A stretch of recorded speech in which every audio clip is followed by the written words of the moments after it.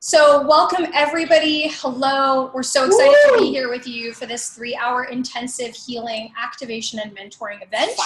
And when we said that, right, live event, there are 55 watching this, which is really cool at the moment, and you guys are still coming in. And we wanted to, to give a kind of time reminder, first of all, which is that if you're watching this, in a year or 6 months, you're watching this live, there is a really deep impact because time is not linear. You're having this experience. In fact, we did some work on behalf of you guys already yesterday and this morning. And we had really intense remembrance of this already. So if you guys are watching this, on Tuesday, you're watching this a month from now, you're still here with us. And so we're inviting all of you in. Right? And all of those that are connected to you. We see some beautiful fur babies. We feel your family members. I'm feeling a lot of different energies. So people that you're connected to dearly, people that have passed. And so this is really, we're going to open the container in a minute, but there's a lot of energy here with us. And so just understand that this is a beautiful moment. And being in this space, why are we gathering here? Okay, so we're gathering here because we've just come off the tail end of the longest lunar eclipse that we'll experience probably in our lifetime because it's been over a century. And we are going into a new phase, right? And at the beginning I felt, this event, was just going to be relevant for right now. And slowly they told me more and more clearly, no, this is about moving into a completely other phase, a new level, a new dimension, a new reality for people. And right now, one of the things we haven't talked about too much with you guys is how much we're going to be unplugging, right? Unplugging you from the past, the history, the stories, the matrix, so to speak. We'll talk about that, the grids of energy that are not serving you, and allowing you to kind of go into this next phase in a really empowered state. So no matter whether you're listening to this now or later, that part is still there. But it's really beautiful that we're feeling you guys live, we're feeling your energy, and we're feeling how this is already creating that container for all those who are with us right now and those that are coming and those that you love that are not here, right? So really being able to remove blocks and come into alignment. Okay, so this is also a big thing. Alignment for us means the state of connection. The state of connection to source, the state of connection to self, the state of connection to all things. Now, what takes us out of alignment is our fears, our traumas, our belief system, programming, energy that restricts us and keeps us from being able to be in that energy of full connection at all times. So a lot of the work here is designed to bring you into this deep connection to self and this ability to come back into that alignment, because in alignment, you are in connection. In connection, you are in blessing. In blessing, you are in abundance. A lot of people say blessings or miracles, those are things that are really not something that happens at all times, but it does. The reason it does not happen at all times for us is because we actually have things that make us disconnected, so we start to go into lack and breakdown, okay? And so this is really beautiful to bring us into that energy, and you're doing it for the collective. We talked about this with you guys. We are doing this for the collective right now, for those that you're connected to, for the grids that are underneath you, for the energies that you're connected into. As you shift, you become the example, you become the ability, you become the newness. So you walk into your job or you walk into the grocery store, understand you will be literally emanating the energy of your connection, of your release, of yourself, or your activated energy, and that just spreads all over to everybody, and it gives them, by example, that being of, oh my goodness, I can actually do this. And it's very subconscious. It's an energetic conversation. I can do this. I can connect to that. I can be like that. I can be that person, and so on and so forth. And it's really astounding and beautiful. So you are becoming this catalyst. And so I really want to honor each and every one of you who have decided to be here watching this, whatever the time and space is,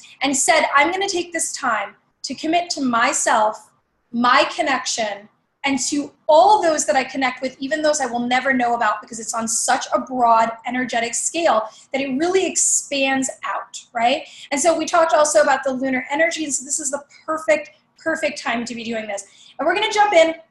And before we do that, also, I wanted to, No, I was just going to say, if you guys are not muted, for some reason I can't mute you from my end. So if you can go to the left bottom where it says mute and press it so that it has a line through it so that you're muted, because I have I keep hearing different sounds. So if you can mute yourselves, that would be great.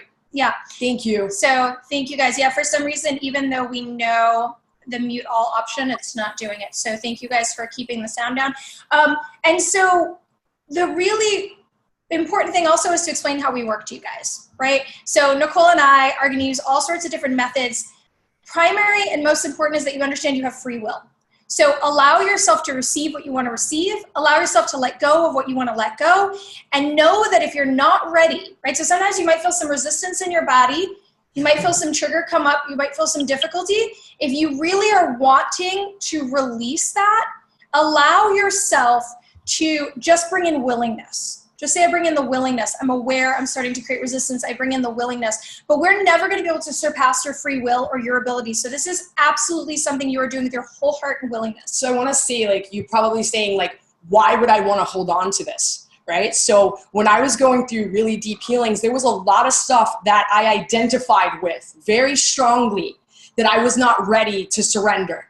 So that's what we're talking about. There's parts that are still serving you. Like there was a really long time where drugs were actually serving me at the moment for me to survive because I couldn't imagine being alive, being sober. And so I didn't kill myself. I just got high. I mean, I kind of was killing myself. So for some of you, there's some things that we do that serve us. So what I'm going to ask you is to challenge yourself today. So as things are coming up and you feel it in your body, you might feel nauseous, you may feel like a restriction, you might feel uncomfortable. Allow yourself to ask for the willingness as we're clearing, to allow for spirit, for God, for the universe, whatever you believe in, to allow that energy in and trust, because there's going to be a lot of shifting. So before, we even did this yesterday, I was in a lot of tears. Actually, for days I've been crying. Because I've already seen the breakthroughs that you guys are going to have, right? Yes. I've dreamt about the breakthroughs that you guys are going to have.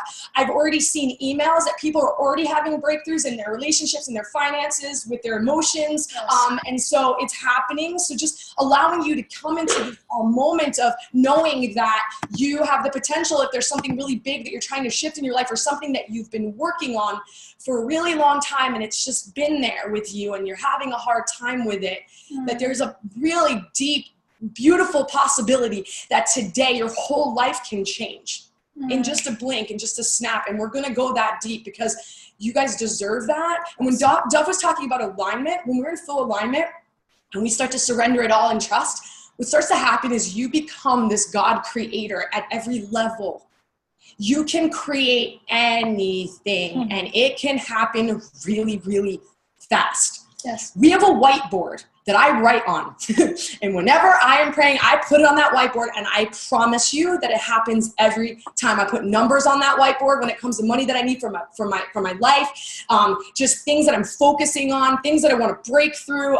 You guys should get a whiteboard and start writing on it because you're going to be able to start to manifest so much.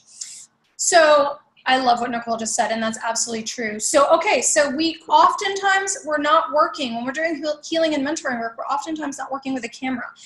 There are reasons for that. When we work with a large group, we want to be able to see you guys and to feel you guys. But understand that Nicole and I might do weird things with our hands. We might close our eyes. We might, kneel down or step out of the frame for a second if we need to. I don't know what will happen.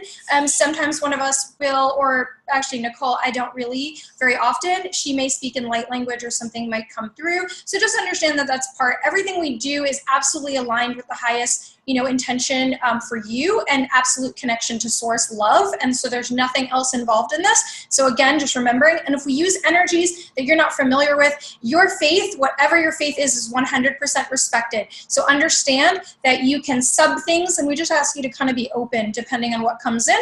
And we will give explanations if we need to in certain areas. So that's just kind of a little preface about how we work. So some of you guys are brand new to us, right? And for you guys that are brand new to us, some of you don't know, right, that we do mentor, we do healing work, we do soul level readings, right? So we really go into this deep work. We work with businesses and we work with individuals and those that have relationships. And so we've really gained a wide variety of expertise, which is what we're going to condense right here for you guys. And so I want to give you a little bit of an overview about what we are going to cover, and then we're going to hop right into it because we have a lot of work for you guys. And this is a lot. So take a breather, so on and so forth. We are going to have a break in the middle, and I'll tell you when. So first thing we're going to do is we're going to open space. I'm going to make sure all of your energies are protected, all of our energies are protected, and that we create this amazing container together. right? And again, it doesn't matter if you're watching this later, you'll be in that container. That container will stay open for you and it'll create protection for you. Then we're gonna release. We're gonna release from grids. We're gonna release from things that don't align with self. We're gonna release you from impacts, traumas, and ancestry that's not serving you. We'll talk about that. We're gonna do a reconnection to source, higher self. So whatever that means for you, bringing you back into that energy of pure connectedness. So you're feeling the flow, right? Remember, if you had a little mantra, it is connected equals abundance, right? And disconnected equals lack. But that is not just limited to money, it's everything. So we want to bring you, after we release those things that are creating that separation, we want to bring you back into that connection energy. Then we're going to take a break. We will actually mute our camera.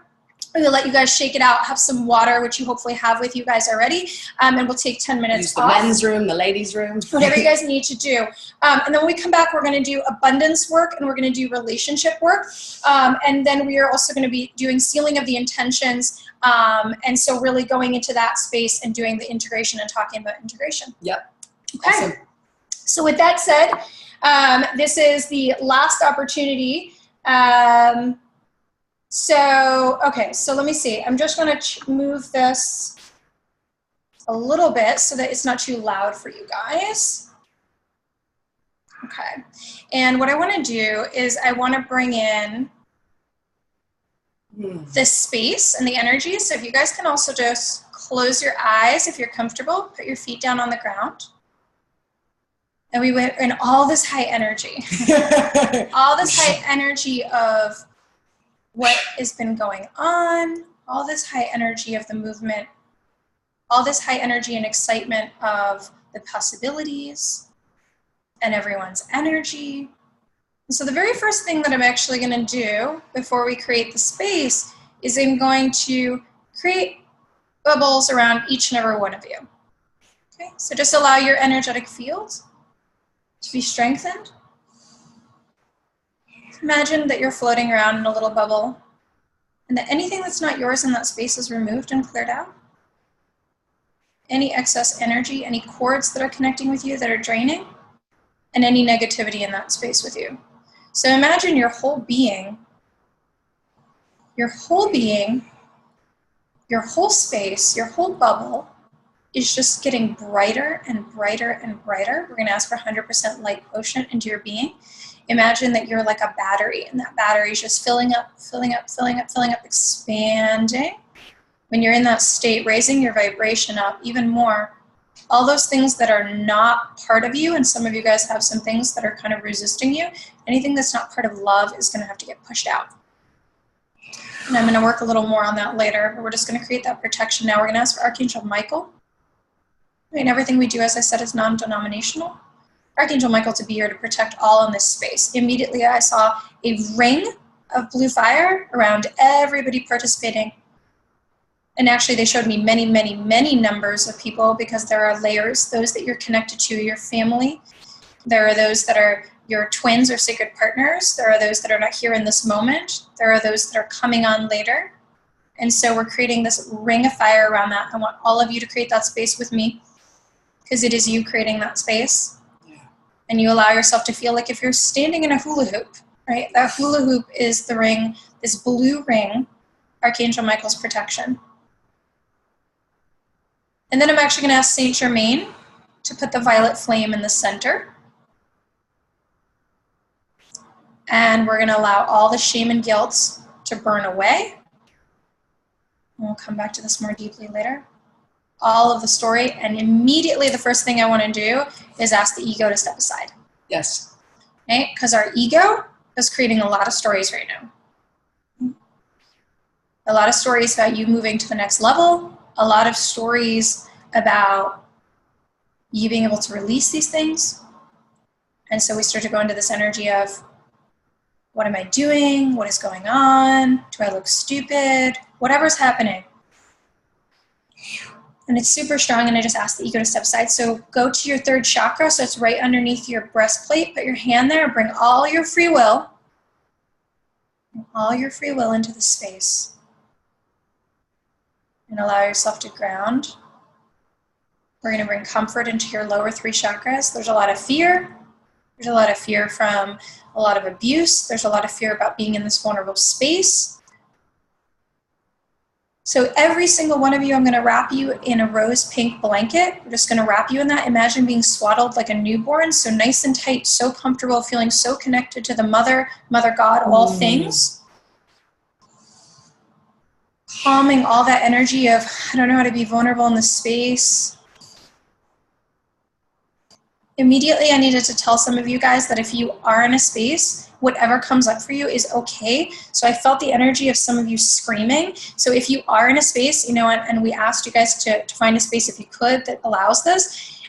If you need to scream, if you need to cry, you can always turn your camera off. Whatever you need to do to release these energies, it's not always going to look a certain way when you're purging, right? And so for some of you, you're really needing to let go of that. Like I literally saw one of you or a couple of you just bow your heads down and put your hand on your chest and just scream and scream and scream. And if you go into that energy, just allow all of it to pour out and just allow yourself to fill yourself with light as that's happening. So I'm just going to ask for everything that's done in this space to be done for the highest good. I'm going to ask for any of you who have any guides or energies that are sort of directing you in any way that's not for your highest good and purpose in your life right now, that we just thank them, and we allow those that are higher, those that are wiser, and those that are more able to let you meet your goals, your intentions, and your truest soul's desire to step in and help you. And we anchor those guides all around you. So now there's a ring sort of guides or energies above you. We ask for the high angels to be here. We ask for light beings all around this ring. And as soon as I said that, I felt the most enormous amount of energy, because you guys are all really special and powerful, ever. And it was like it was like I saw the globe, and then this ring of us, and then the entire surface of the globe, starting from the ring, just covered in bright light beings. We're going to anchor all of this and allow this to stay within the time until I say that I am closing the space, and allow us to go through this. And I'm going to ask you guys now to bring in those loved ones that you want to bring into this healing. And we allow this to be done, obviously, with the truest respect for their free will. But we allow this to be done on their behalf to the extent that their soul is willing and wanting. So please bring in all those that you love into this space. And I felt so many. You guys are such lovers. Bring in your sacred union. Bring in your family. Bring in those that are deceased, those that are not born. Bring in your pets. We ask that all that is done on behalf of you is also done on behalf of them. We extend this to your soul group. We extend this to those that are past that. We extend it to the grids below, and allow only the positive, pure vibration of love to transmute through the grids and allow them to fill the cups and hearts of those all over the world that are desiring and needing a transfusion of energy at this time. There are many in loss. There are many in pain. There are many who are hopeless in this moment. And as soon as I said that, I felt like almost like this dark energy, like a cancer, this energy of feeling hopeless, and it's choking me. This illusion that there's no option. And Spirit asked me, they said, please, if you are able and capable and willing, allow yourself to see this beam of light coming from Source Spirit above you, directly through the crown of your head, the top of your head, all the way through your body, and let yourself almost as a conduit, but without draining any of your energy. In fact, strengthening, boasting, filling your energy as it's happening. Let it come straight through you, through your heart, radiating out even bigger from your heart, going straight through your spine into the earth, and letting all that energy. So it's like you become this grounding point for that love. You become that grounding point for hope. You become that grounding point for all these energies, and allow that to radiate out. I saw some of you guys expand your arms. I saw your spirits expand your arm, and your heart chakra just exploded wide open. So a lot of you guys, your heart chakras are already opening. Amazing, like explosions. And actually, if you can all start to imagine that you're standing and you just throw your arms open at your heart center, which is right in between your chest, right? Your heart chakra just explodes out, radiates out. This chakra is really our primary chakra at this point. The energy that's really truest and strongest. It's been upgraded. It was upgraded about a year ago, and it's just getting bigger and bigger and bigger, and it's the primary one. And I'm going to have you take those intentions that you guys had done before, and if you hadn't prepared your intention yet, just allow yourself to bring the first primary intentions that you have. And I want you to almost imagine like a time capsule. You put your intentions in this pole, right? And imagine just sticking it right in front of you in this circle. That is your hook. That is the place that you will connect to. That intention is grounded, and we ask for the Most High, Spirit, Source, the angels, God, the universe to hear these intentions. May they be granted. May they be understood. May they be held by your heart. May we clear everything that needs to be cleared in this moment, that may be cleared in this moment, that are keeping you from experiencing those intentions and keeping you from moving into your action. Around all of this, we put the most beautiful crystal clear ball around everything as if you were this earth bubble. And we ask that it encompass every corner and that we stay in this sphere the entire time, and that energy only allows love in and out of this space. Okay. Oh, yeah. Okay, so first off, I love all of you. Your energy is so beautiful. I kind of love basking in it with you. So where we're going next is something that Dove and I don't talk about on our platform, and I'll explain to you why we don't talk about it all the time. We don't talk about it because we have such a diverse community that we talk about it with our clients, and we talk about it in smaller groups and things like that, but it's not something that, but I do, and I was told that we need to talk about it now, and I want to do like a learning curve for some of you. You know this, but I do want to go there, and I do want to explain something because, we need to go there, right? Today, we definitely need to go there with where the energy is guiding me to take you guys and the unlocking of certain things. And so we were talking about these beautiful grids. There's actually grids that actually go above us too and through us. And so we're connecting to all things. So there's positive souls, which are you guys, right? You get your energy from source, right? So you know that there's like another energy, and you guys are receiving that energy from source. There's also negative energies. There's negative soul groups. They get their energy from other people. It's a choice. It's not good or bad. I don't look at it that way because I come in love and there's no judgment. But just like there was grids built out of love, there's also grids that are built, which we talk about the matrix, we talk about false light matrix, control matrix. There are these things that are set up on the earth that we are very much connected to. Through our choices. We are very much deceived in certain ways through our traumas, things that happen to us, the addiction. We're locked into these things that are no longer, they don't hold weight anymore. It's not yours anymore. Yes. We're shifting so much. If you've seen in the last year, if you've watched the news, you're seeing a lot of stuff happening. You're seeing a lot of darkness and bad things happening, but it all has to come up so that we can see it, so that we can move through it. So it's not that the world is falling apart. It's that the things that don't belong anymore are starting to fall down. They're starting to crumble, and everyone's starting to wake up. And the more that we wake up, and the more that we know, and the more that we're conscious of, right? So when we do healings, the first part is being conscious of what's happening. Yes. That's half of it. Actually, it's 75% of it. So sometimes when I'm working with someone one-on-one, all I need to do is bring to their attention what's actually happening. And everything starts to shift already. The healing's already happening because your mind's going, oh, I get that. Yes. It's not like deceived. It's not a lie anymore. It comes out, right? And then the next part is we have these beautiful voices and this beautiful mind where we can then shift through the energy. So a lot of us have been locked into this matrix. So you feel like you have no control. Addictions. You feel like you're like a victim to this world, but that's real. That was a real thing that you were feeling. So like, I honor that. I've been there. I was there. I sometimes still kind of go there. I'll freak out sometimes when things don't go right and I start to panic, right? So I want to start to unlock these, unlock you. You unlock you.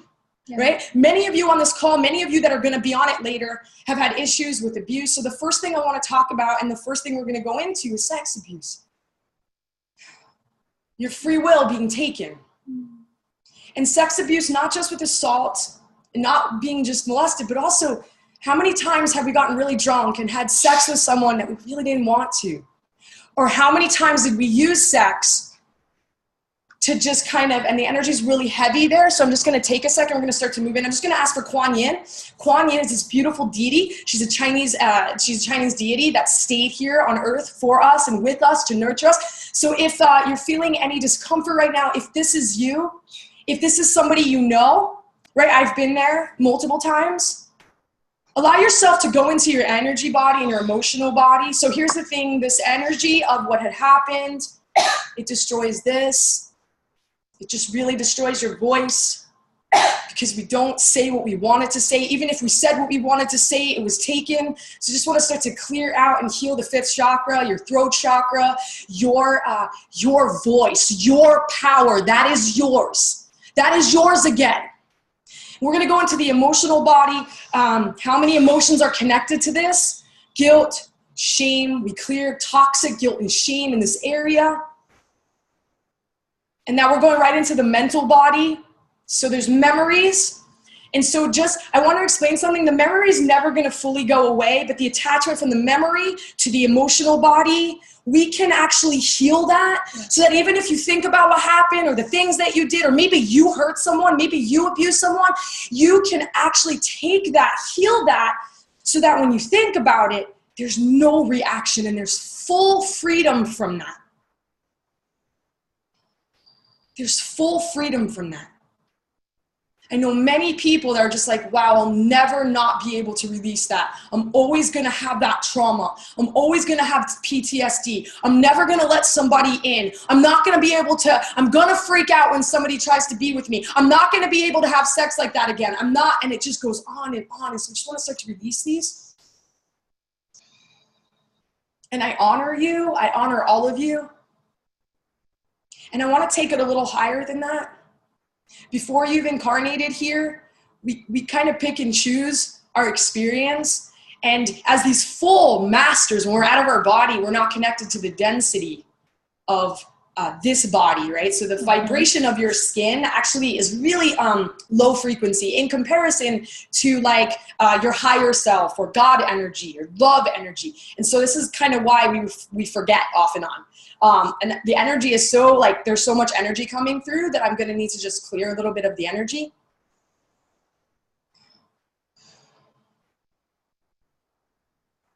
And because we're clearing these types of energies, because we're talking about freeing you, you have to understand that those pain points within you have also, like a magnet, attracted energies outside of you that vibe with it, right? So I really want to talk about your power for a second while Nicole is clearing, and then I want us to continue to clear that negative energy.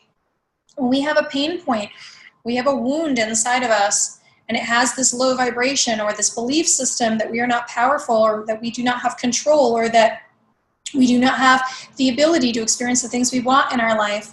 What happens is that those energies without attract to what's within. So know that stuff doesn't come, right? This is like an old spiritual belief that things will just come. You'll be walking down the street just doing great. Stuff will come and whale you. That's not how it happens. We have to draw it in through some level of permission, and that permission can just be our low, our low vibration, our shame and guilt. It can be substance abuse. It can be the wound because we dropped into very low energy. And so the thing is, there's energies around that are not so thrilled about your release, just like the energies within. So we've got ego, the saboteur, the protector. Those are parts within you. They're not so thrilled about us releasing this because they're used to being a certain way. It's not bad. They're used to it. And then there's energies around. So I'm just actually going to bring in Archangel Michael. I'm going to bring in light beings. I'm going to bring in third order guide team. I'm going to bring in Shiva energy. I'm going to bring in Christ energy. Again, as I said, everything is non-denominational. Allow yourself to be open-minded. We call facets of an energy, right? Facets of the same energies that specialize in this. And I've been asked for negative energy to be pushed out of your space. Any energies of entity, form, thought, or spirit that are actually not for the highest good and are not yours, we ask the third order guide team to remove them from your space. I command that they go. Allow yourself to come back into your third chakra. If you are aware, you command that they go. Understand that when you come into your awareness, you come into your free will. If you come into your free will, you are autonomous. Allow yourself to feel the vibration of that in your body. You are autonomous. Allow yourself to feel that. One more time, you are autonomous. As I said that, immediately, your energy shoots up into the sun, the central sun. The energy of God's source information shoots up to Creator, the unmanifest. You are connected to all, and you are autonomous. You are perfect. You are not broken. You are not lost. You are forgetful. Understand that is the message that I'm being told to tell you. You are not broken. You are not lost. You are forgetful. We are forgetful. Yes. Forgive us for forgetting. You are forgiven. And I'm not saying that. That's not from me. It's from yourself. Forgive yourself for forgetting. You are forgiven. As I said that, I have chills, and you need to hear it more. You are forgiven. And again, you are forgiven. You are forgiven from anything and every experience that you've had. You are forgiven from forgetting. You are forgiven. You are perfect. You are individual. Your expansion. You are all things. Allow yourself to come into your heart. Ask third order guide team to keep disconnecting you from any energies or entities that are not yours, that may they be cleared out of your space. Fill your space with 100% light. Allow light beings to fill your space. Clear the fear. Imagine washing the walls and your entire body with a sponge of gold energy. And everything that touches that turns to gold. Clean every part of your body. Your hands, your arms, your feet. Clean your floors, your pets, the walls, the ceilings, and anyone that you want to imagine in this space with you. And I'm going to ask to disconnect you from any of these energies, directly or indirectly. May they be brought to the appropriate astral plane, justly earned and disconnected for all time from all energy bodies into infinity. May be done, so it is done. Let Nicole keep disconnecting you. Yeah, so I want to say a couple more things. So sex abuse sometimes shows up with my clients, not because of like actual like being abused. It comes up in the sense of when you are staying in a relationship where maybe you're not having sex, or you're in a relationship that you know you're ready to move out and you stay anyways, or you're having sex with someone that it shows up. And I want to bring up how much this affects your abundance. And we're going to talk about abundance later, but I do want to talk about it right now. So our creation energy, us being able to manifest abundance, finances, relationships are very much connected to our sexual energy. Right? So your energy, your Kundalini awakening, if you've ever read anything about that, this energy that's really like right in the pit of the base of the spine, it's like all this energy, when we're not taking that energy and doing something with it, like being with a lover or allowing ourselves to heal all these wounds so that we can then allow for, because a lot of, I remember in my life, just the stuff that I had gone through really affected me creating anything. Yes. And there was so much self-hatred. And actually, anyone with sex abuse, actually 90% of people with sex abuse have an eating disorder, right? And an eating disorder has more shame, and I had an eating disorder, has more shame and guilt, whether it's overeating, whether it's anorexia, whether it's bulimia, whether like the way you see yourself in the mirror, it's, you know, you're more likely to, So I want to go there for a second. I want to go to self-hatred. Not being able to see yourself in the light of who you actually are. Right? There's so much illusion. And this self-hatred has been blocking you from allowing love in. It's been blocking you from allowing you to manifest what you need, what you want to manifest. It's been blocking you from the truth. It's been blocking you from you. It blocks you from God. So I just want to keep, I actually want to clear any blocks from you and God. Any energy of feeling forsaken. And there's just really deep shame. There's places and aspects of you that you've been alone in your own space, in your own room, in your own bathroom, wherever it is. Just so much shame not being able to look at yourself in the mirror, not being able to put your head down on the pillow and have peace, not being able to wake up with peace, waking up with anxiety. We just start to ask this to be removed. And if you're unwilling to release it, I ask for the willingness for you to begin to release this. These are heavy, heavy programs. These are heavy, heavy, deep pain points. These are heavy, heavy places that you've actually created barriers to not let people see. I'm sorry for laughing, but I can remember how many times I was hidden.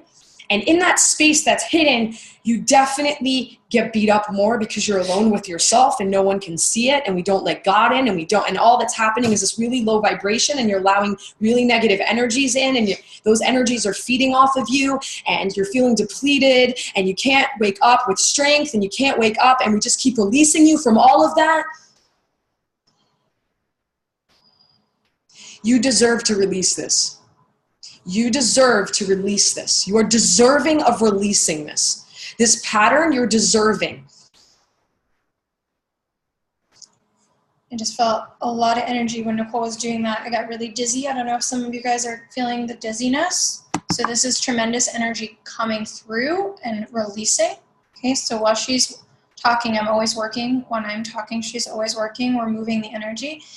And so I want to ask for all the excess energy to be grounded. And I feel a lot of pain in my sediment. So in the bones, in the heavy tissue, right? In the fat, stuck in certain places in the body. So my joints hold a lot of sediment. It's interesting because understand that everything is sourced back to our energy and our thoughts and creation. Everything came from vibration, from energy. Right. And so some of you guys out there, I mean, I think everyone out there is pretty versed in the concept of energy, or at least open, I should say. But I want to say also, though, that this is something we're really understanding scientifically now, right? That it really comes from this. It came from this vibration. It came from this source of energy. And the thing is that so too is the way that you are living and your body. So your body is housing so much stuff. For some of you guys, you have some health issues. And those health issues are really caused by a lot of this weight and this energy that Nicole's talking about, this unplugging. And I felt it mostly, so I don't know if some of you guys have arthritis or issues with your wrists and your forearms. I'm feeling it mostly there. And one of the ways that I work energetically is that I feel the discomfort in my body. So I'm feeling a ton of discomfort in my forearms and my wrists. And so I'm just going to ask for any sort of physical manifestation of these energies. Immediately I felt a ton of pain in my breastplate, but also then going into the lungs, which is grief, to be cleared and released. So just imagine the parts of your body that are disturbing you right now, or that you may have illness with or difficulty with. Imagine just like this amazing platinum light starting to radiate out from those spaces, and watch as the sort of disease or the sickness or the illness or the thought kind of leaves that space. And so for some of you, I literally saw it like this, like blob of gray just kind of pop out, right? And now I'm having pain in my upper spine, so mid-spine in between my shoulder blades. So this is for another one of you. And I also want to ask any sort of restrictive energies that have been placed into you by your permission, of course. But so I'm talking about releasing you from grids and energies, also releasing you from technologies. I command that any programs, any implants or technologies that are in your field, may they be removed, transformed back into light, recycled, transmuted, cleared, and may those imprints be released, clear out of your cells, your DNA, your emotional, mental, subconscious, conscious, superconscious, clear. I want every one of you to imagine a rod of light going straight through your spinal cord all the way to Source Creator, back into the center of the earth, anchoring. Light passing both ways. Radiating out and breaking through the restrictions, the chains, the limitations that are in your field.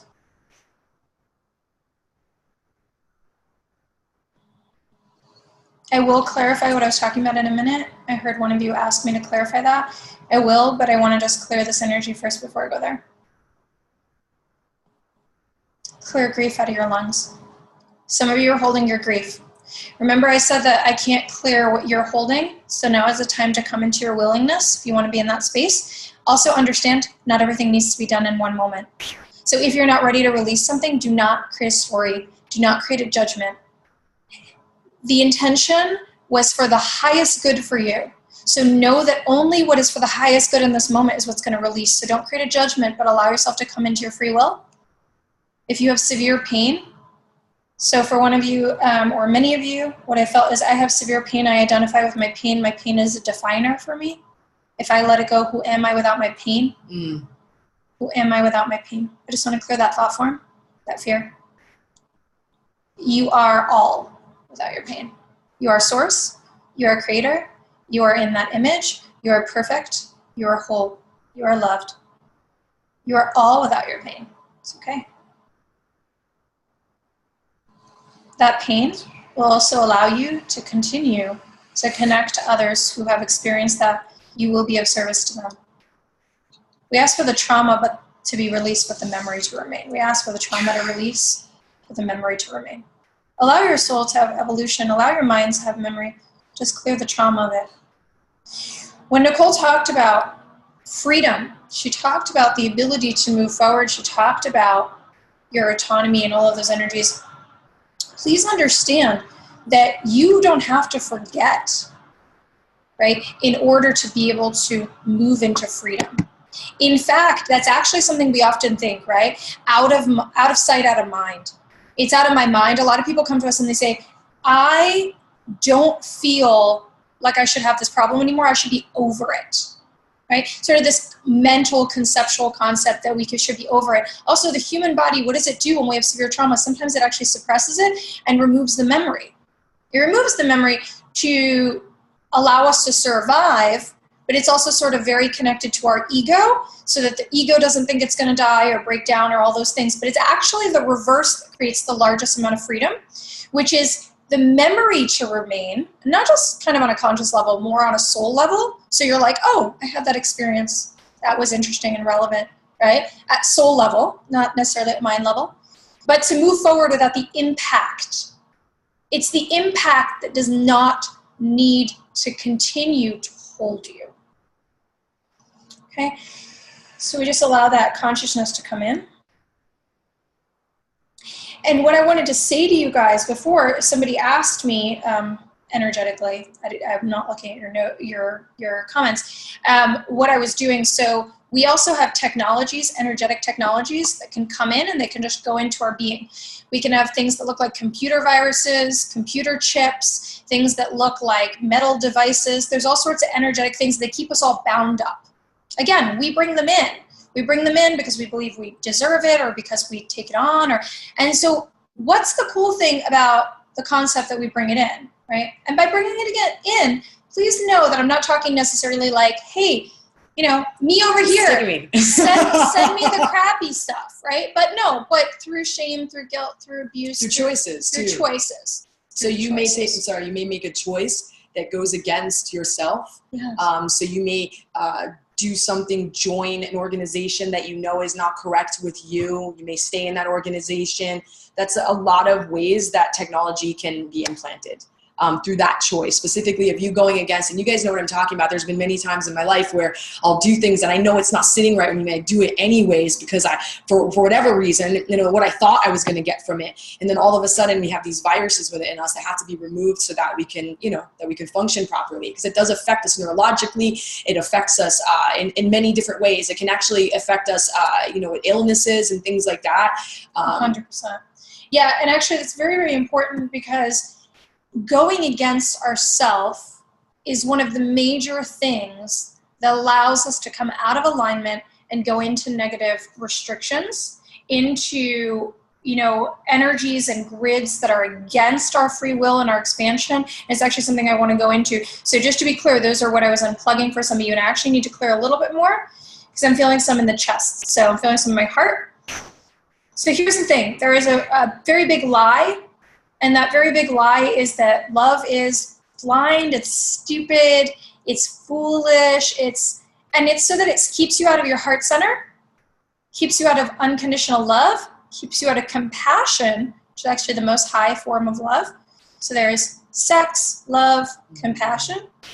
It's all love, but most high, right? Keeps you out of compassion for yourself and each other. And it's meant to do that. And so the thing is we're going to ask for those to be released, those thought forms to be released, any programs or implants at the heart. Just give me a minute. This is actually going right into my jaw and making me nauseous. I don't know if any of you guys are feeling any nausea, but there's some major releasing that needs to happen for this. And then it goes right to my third eye. So you guys are getting blocked in your intuition and your gifts. A lot of you guys ask us, how do I go into my gifts? You go into your gifts like this. You go into your gifts by cleaning your shit. You go into your gifts by connecting you with self. Yep. You go into your gifts remembering that you are whole and perfect and complete, but you forgot. And so it's less about learning, and it is more about remembering, and it is more about releasing, it is more about purging, and it is more about connecting. Okay, that feels good. So I want to go into, Nicole was talking about sex abuse, shame and guilt. All of this is under the umbrella of going against self. Yeah. Right? Going against who the self is. For some of you guys, that's a challenge because you're still on the journey of who the self is, right? So, some of you guys out there have worked with us and we've done soul realignments together and we've looked at who your soul is, right? Why you're here. And that we've gone down that journey really importantly together. But allowing you to, even on a fundamental level, start to feel into, what does that mean for me, right? Does it feel right inside? Can I access my connection at all? Can I feel myself at all? Because when we go against ourselves, it's sort of this, if I believed in the concept of sin, it would sort of be the only one, right? Is to break away from ourself. Because when we come out of what is real and true for us, because you're all individually made in sort of this unique way. And so for some of you, lying is does not work. It's not who you are, right? Some of you, all these different things, there are different characteristics. And when you come against that, and as Nicole was saying, you do actions or you take choices that go against that, they have real consequences, but the consequences are for us. Right? It's not about being karmatic. It's about it creating a cause and effect in a way that just kind of boomerangs back into our space. And the more we go against who we are, the more we forget who we are. And the more we forget who we are, the more misaligned we are. The more misaligned we are, the more disconnected. We're in lack. Now we're in this hole. We're looking up. We're like, why am I in this hole? What does this mean? How could I be here? Why is everything falling apart? Why is every relationship I have a disaster? Why is my bank account a disaster? Really at a fundamental level, much simplified. So understand that I'm much simplifying it. This has much deeper layers of work and components attached to it. But at a much simplified level, it is disconnection. It's misalignment. Sometimes it's a tiny step to the left. Sometimes it's an enormous leap to the right. But either way, right? As you can even make small corrections back into yourself. So it's really important when you ask yourself what you need, how you feel, right? And allow yourself to come into that energy of compassion, because then we go into misalignment. When Nicole was talking about sex abuse, she was talking about it under this category because choices going against self, as she said, when we get really drunk, or we've had really bad abuse and we allow ourselves to just be with many partners, but not out of experience of power and joy, because I don't have an opinion about what you do. If you feel empowered and joyful and good, but that's not what I'm talking about. I'm talking about those moments where you just kind of hurt yourself to hurt yourself and you have no connection to the expansion or the relationship with it, but it goes against who you are, it goes against your loving nature. And how many times do we act like, well, you know what, I'm just gonna be a jerk today, when you really just want to be nice to everybody, but you feel hurt. So we're going against ourselves, not being authentic, and then making actions that hurt us, right? And another really big category in that is addiction. Yeah, definitely. But before we do that, yeah. I just, let's talk about sex, baby. No, I'm sitting here and I keep hearing sex, baby. And I'm like, okay, so let's talk about sex. Because now that we talked about that, right, let's just lighten it up just a tiny bit, right, before we go back in, right? We got to go into the depths and then come out a little bit and smile. And so let's talk about sexuality. Let's talk about sex. Let's talk about that. And I just want to tell you a quick story because I love to tell stories. I remember when I was 16, I started dating women when I was 14. And I kind of was in the closet till about 16. And between that time, I decided to go to a specific church because I felt really led. I felt very connected with Christ energy, but I was really young. And so I went, and it was hard because they slammed me.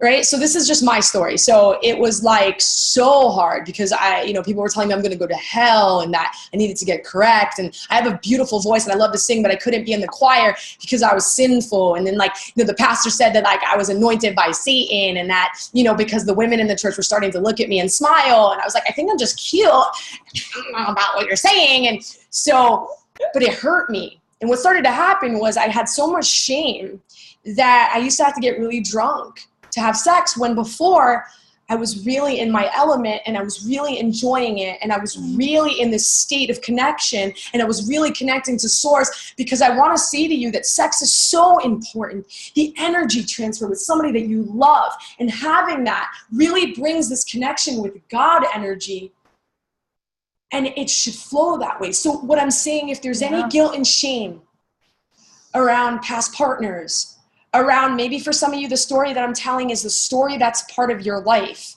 If your parents have shamed you for being a certain way, if you were called certain names for being sexually promiscuous, whatever, right now it's time to just reset that, because you should allow yourself, you deserve to allow yourself to have that. It's such a beautiful gift. Or if maybe we're going to talk about addiction, maybe you've taken sex to another level where it's become an addiction, and we're going to talk about addiction stuff, and there's shame there because you're just like, oh my God, I can't control myself. It's okay. It's okay. So we're going to talk about addiction now. And so the first thing I want to say, and it's something that I needed to say to myself, and a lot of you, there's some of you that have had alcoholism addiction and maybe sex addiction. And I know there's some that have eating disorders. I know that I can feel it energetically. And so what I want to say to you is you're not sick. You're not sick, and you are not powerless. What happens is we use these things to feel something. We use these things to numb. And what happens is we have this beautiful brain that kind of keeps track of your choices. And it's like when Nicole has stress, Nicole drinks, or when Nicole has stress, she smokes crack, or, when shit gets bad, I have sex, or, or I eat and binge and purge. And those were those things. And I did them, and you guys do it over and over and over. And your brain starts to, like a computer, it starts to play it out, even when you don't want to, because it's so used to playing that record or playing that game. It does it. And so what happens is we have this illusion that we are powerless because the brain itself is wired in a way you're kind of powerless. But what I'm saying to you is that you're not. And that there is a possibility of unraveling it so much that you could have the full freedom. Yes. I'm not identifying with the word addict or alcoholic or eating disorder or whatever. We don't have to identify with that anymore. But you're allowed to not identify with that anymore. And when I say that, I feel your spirits go, hell yes. Yes, give me that. I want that. I want freedom. I was locked up and bound by my addictions for over 20 years.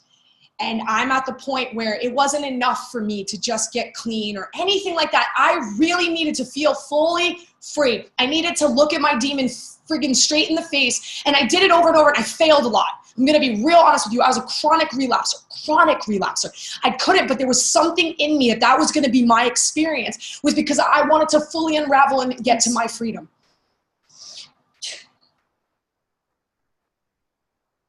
So what I'm going to do is the third chakra right below. So Doug was talking before that we're mainly working from our heart chakra right now. all of your chakras want to like kind of go here. They want to zoom. But what happens is we have energy bodies and different things connected to these areas. And so this, like from here up, all becomes like one. It kind of fuses together. So your pineal gland and your crown and all this becomes this one beautiful, unconditional love, like transmitter, right? Yeah. That you're bringing in information and bringing out. So, but the ones below it are low frequency, and we have so many attachments to it, ideas, traumas, that we need to begin to release it so we can upgrade into this energy where our whole frequency shifts. Yes. And so we're working from this space, and that stuff doesn't weigh us down as much, and that we could flow through this. Like Dove and I literally were able to, with all those energies that were happening in the last week, we had moments where I told you we had to take a time out. But for the most part, we were able to really like kind of float on the waters and have fun with it and all of that. So we're gonna go to the third chakra. This is your free will. This is your choice. We came here we were given free will. When God gave you all of his power, you were given like the keys to the kingdom. You were given everything. You were given the power to actually release this addiction. So there's really dark energies that are around addiction. You guys know what I'm talking about. Whether it's food, whether it's drugs, there are big dark energies. And before, when I was talking about negative energies get energy from you, right? Your food source. So negative energies want to ruffle your feathers, want to keep you stuck in programs, because as you are in fear and you are in lack and you are in all of these places, it is being fed, right? I love when they have like the dark wolf and the light wolf in the American Indian story, like which one do you feed? The thing is though, is that we're so stuck in lack and so stuck in these traumas and addictions and programs that it's really hard not to feed the other wolf. So I'm going to start to release you from the program of addiction.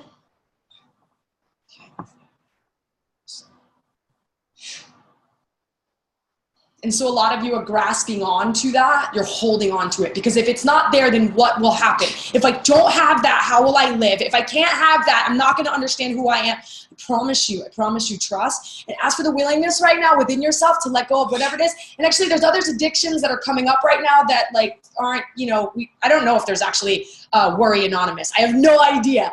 But worrying is an addiction. Yes. Being in guilt is an addiction. Why is being in guilt an addiction? Because it actually feeds the pleasure center in the brain, the same as if you rewarded yourself for, doing something great. Guilt rewards your brain. And so we get caught in making choices that are going to cause us to have guilt. My rebellion part of Nicole is still very strong. I am very rebellious. Sometimes Dove will say the opposite just so I make the other decision. She'll do that sometimes. But parts of us are really rebellious because we want to create, we're mad and we want to create, and we want to ruffle these, situations so that after it's all said and done, after you made a decision that wasn't going to be good for you, after you picked up that drink, after you picked up whatever it was, and then all of a sudden we go into guilt. So I'm going to say something to you. If you're stuck in any kind of addiction right now, and I'm going to give you a homework assignment, if you choose something that is not good for you, make the choice and have no guilt and shame. I know that sounds hard. It is very possible. I have been able to do that, right? I remember Dove's mom. One day I was using a lot of drugs and I was hiding, and she grabbed me, and she just grabbed me, and she said, if you want to get high, she was like, then go get high and just choose to get high. She's like, I'm going to give you money right now. Go. And what happened was I started to just allow myself to be in my space. But then what started to happen was I realized that I really didn't want to get high anymore. I allowed myself that space to see how it really made me feel. I made the decision. It made me feel like crap. Now I can make a different decision. When we go into guilt, we repeat the same decision over and over and over. So we just want to really go in and remove like toxic shame. So Saint Germain is beautiful. He has a violet flame. So this violet light, if you can imagine this violet flame, clearing out all the guilt that you have in your auric field, it gets stuck in there, it gets stuck in your heart level, beginning to release that. It's not yours anymore. It's not yours. It's not yours. Your past, that's not yours anymore. All this stuff isn't yours. Yes. Many of you have family members, friends that are stuck in addiction, and you're in a lot of pain. You've lost many people. I just want to take a little moment for all the people that we have lost and all the people that you have lost. I lost a couple people the other day. I lost more people last week. I've lost like 20 something people to opiates. Just taking this moment of silence if you've lost anyone to deal with the grief. There's a lot of grief. Some of your parents use drugs, so there's a lot of neglect, abandonment. Maybe some of you have neglected your family because of your drug use or because of something. We're beginning to release that guilt as well. It's not yours anymore. It's just not yours. You made those decisions.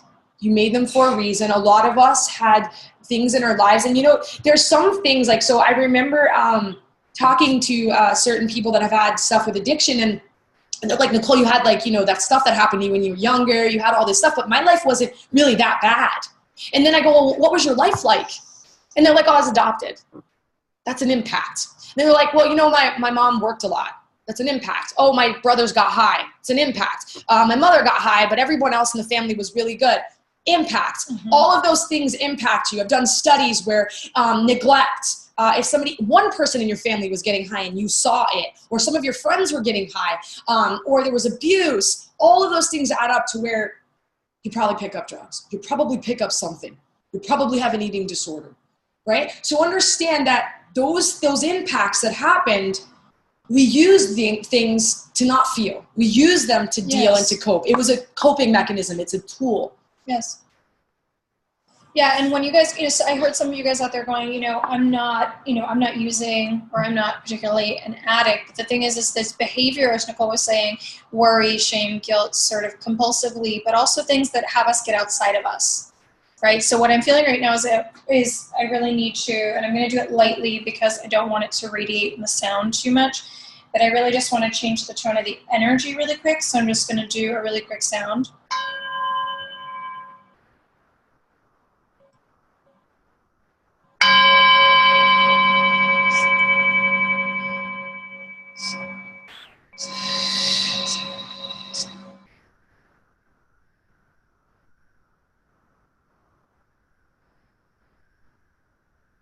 And imagine this sound is kind of just cutting right through the negativity that is keeping you from being clear and in your truth. It's mostly affecting your throat chakras for you guys, so I'm going to go to the throat.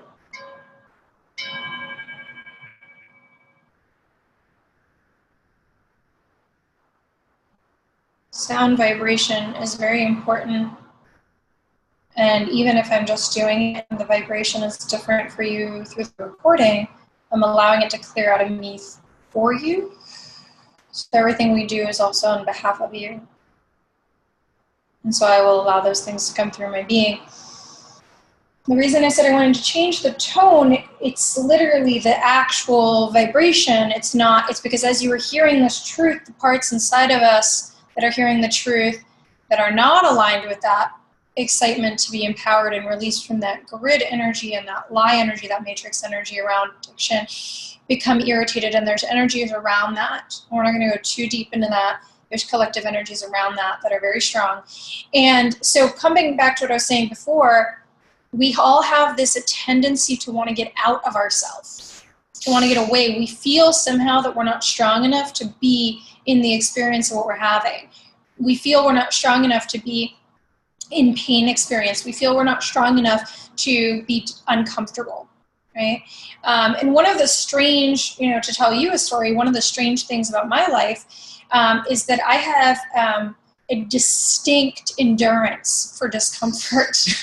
And, it's actually interesting, and Nicole and I, I'm sure, chose this as souls balancing out our energy, that she had a zero tolerance for discomfort going into use of substances, right? And I have this high tolerance of discomfort, having multiple traumas and experiences and losses and so on and so forth, living big chunks of my life, completely straight edge, or just not putting anything in my body, and also not even really, unfortunately, at those times, not even having much of a support system. So really kind of working the trenches in what it feels like to have this really lengthy, challenging, long endurance energy. So what I want to do is I want to balance those energies for you guys. Okay, and then I need to have Nicole remind me to come back to something that was coming up during when she was doing stuff for the sex abuse, because there was something I needed to say for some of you guys when she brought up her story around the church. So what I'm actually going to do is I want to go and do a balance between your endurance. So there is Nicole and I went to both extremes. Okay, yeah. There is harm in both. Yes. Everything in a very excessive extreme, right? But as humans, we kind of like want that excessive extreme. Caveat, you're having a 3D experience, right? You were meant to eat too much cheesecake sometime. You were, vegan cake or, too much coconut ice cream or whatever it is for you. Like you were meant to have those experiences that are 3-dimensional. Right? And so it's okay to have those 3-dimensional experiences. Now, if you go too much into the energy that I went into, then how it happens is we go almost into martyrdom and sort of like abuse. We kind of stay in elongated pain past maybe what we need to, where we could have gotten help. And if you grab towards just fixing something instantaneously, then we don't stretch ourselves, we don't expand, we don't feel that discomfort. And as I'm saying this, it's 12/12 our time. Just the alignment of those numbers, right? And so I'm just going to go to the left side of the body. And there's a lot of releasing. So like my energy is like, it's making my stomach weird because like all my energy is like releasing out of me. So you guys are purging. I wouldn't be all that surprised if one of you was actually sick to your stomach. So the left side, so just keep releasing that. Don't hold that energy. So if you do get sick, it's really not, there's nothing wrong with it. It's your body releasing massive amounts of energy. And we all have a soft point in our body where we release energy. When I was a child, I used to get strep throat because it would affect my 5th chakra. And now if I have to release energy, I often get sick to my stomach. So I want to go into the left side, just kind of going into that energy of endurance, heart-centered intuition. And the right side, this energy, this old masculine, and we're going to go on those templates in a second of just wanting to spontaneously jump into something else. Allow those to integrate and balance. And I ask that to continue to happen. So this is not going to be done instantaneously. It's going to take a little bit of time. And actually, what we didn't mention at the beginning of the call is understand that these things are going to be clearing and working for now, for the next 30 days, for the next 90 days. Everything has energetic lag as timelines.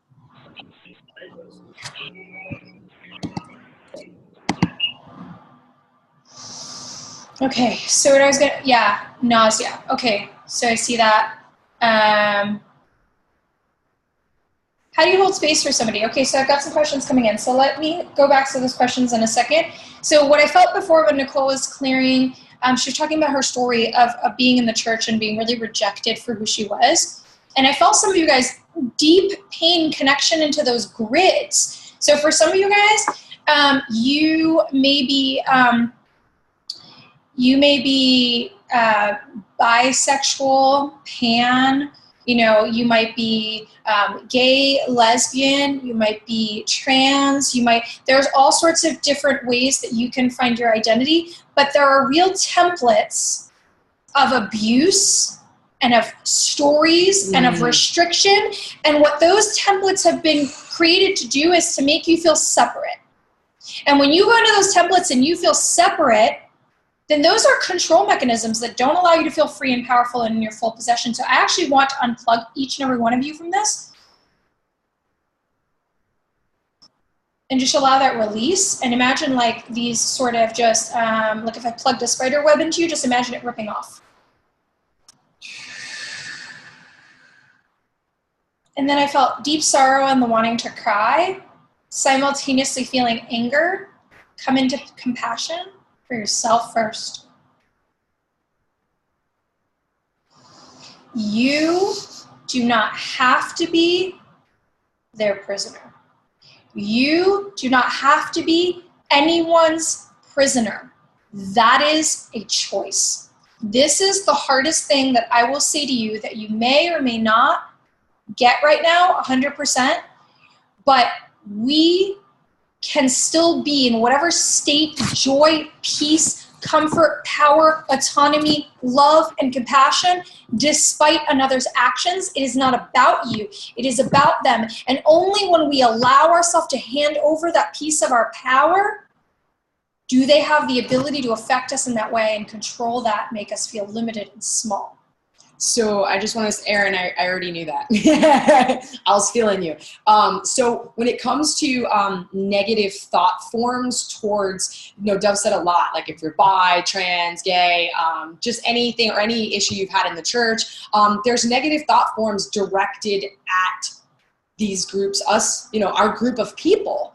And so what happens is if it's a big group of people that have the same thought, it becomes this huge thing. And because we're all collectively connected, Dove said it very beautifully. You have the option whether you want to be a part of that energy and let that affect you, or you can actually disconnect yourself by even just saying, I disconnect myself from that collective energy and thought form about me. And what happens is you're going to feel a release. And it's not going to affect you. It has nothing to do with you anymore. It's their stuff. It's not yours. And I'm not going to say that that's easy. I've had, there's been actually the only time that anyone's ever left anything nasty on our YouTube channel has been around, our sexuality and God and things like that. And my initial, I got really, and then I realized I get it. There's a lack of understanding coming from somebody else. And so I actually was able to even have compassion towards the message and able to respond in a very loving way. And so, yes. Yeah, so Nicole bringing that up, although we have nothing but full respect for every single belief system and religion and spirituality and so on and so forth, there are aspects that were created by man to create limitation on you, right? So if some of you are coming from a religious background but don't identify with that religious background anymore, the one thing that I want to do is just unhook this energy of you're bad, you are limited, you are ungrateful, and most importantly, that you can't ask God, creator, source of the universe, for everything and anything that you want to experience. It is your birthright to have those experiences and all of the abundance that you wish to have. There's no limit in the universe. There's no limit in the universe. See, we think this is conditioning.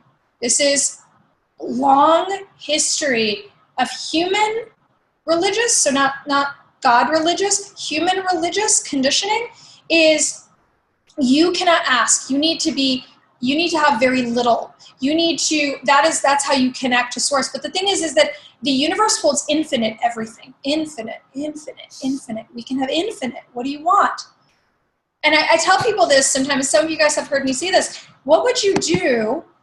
And for those of you who maybe don't believe in God, just kind of come into whatever, cartoon visualization that makes you laugh. What would you do if God came into your living room and was like, I want this list of stuff?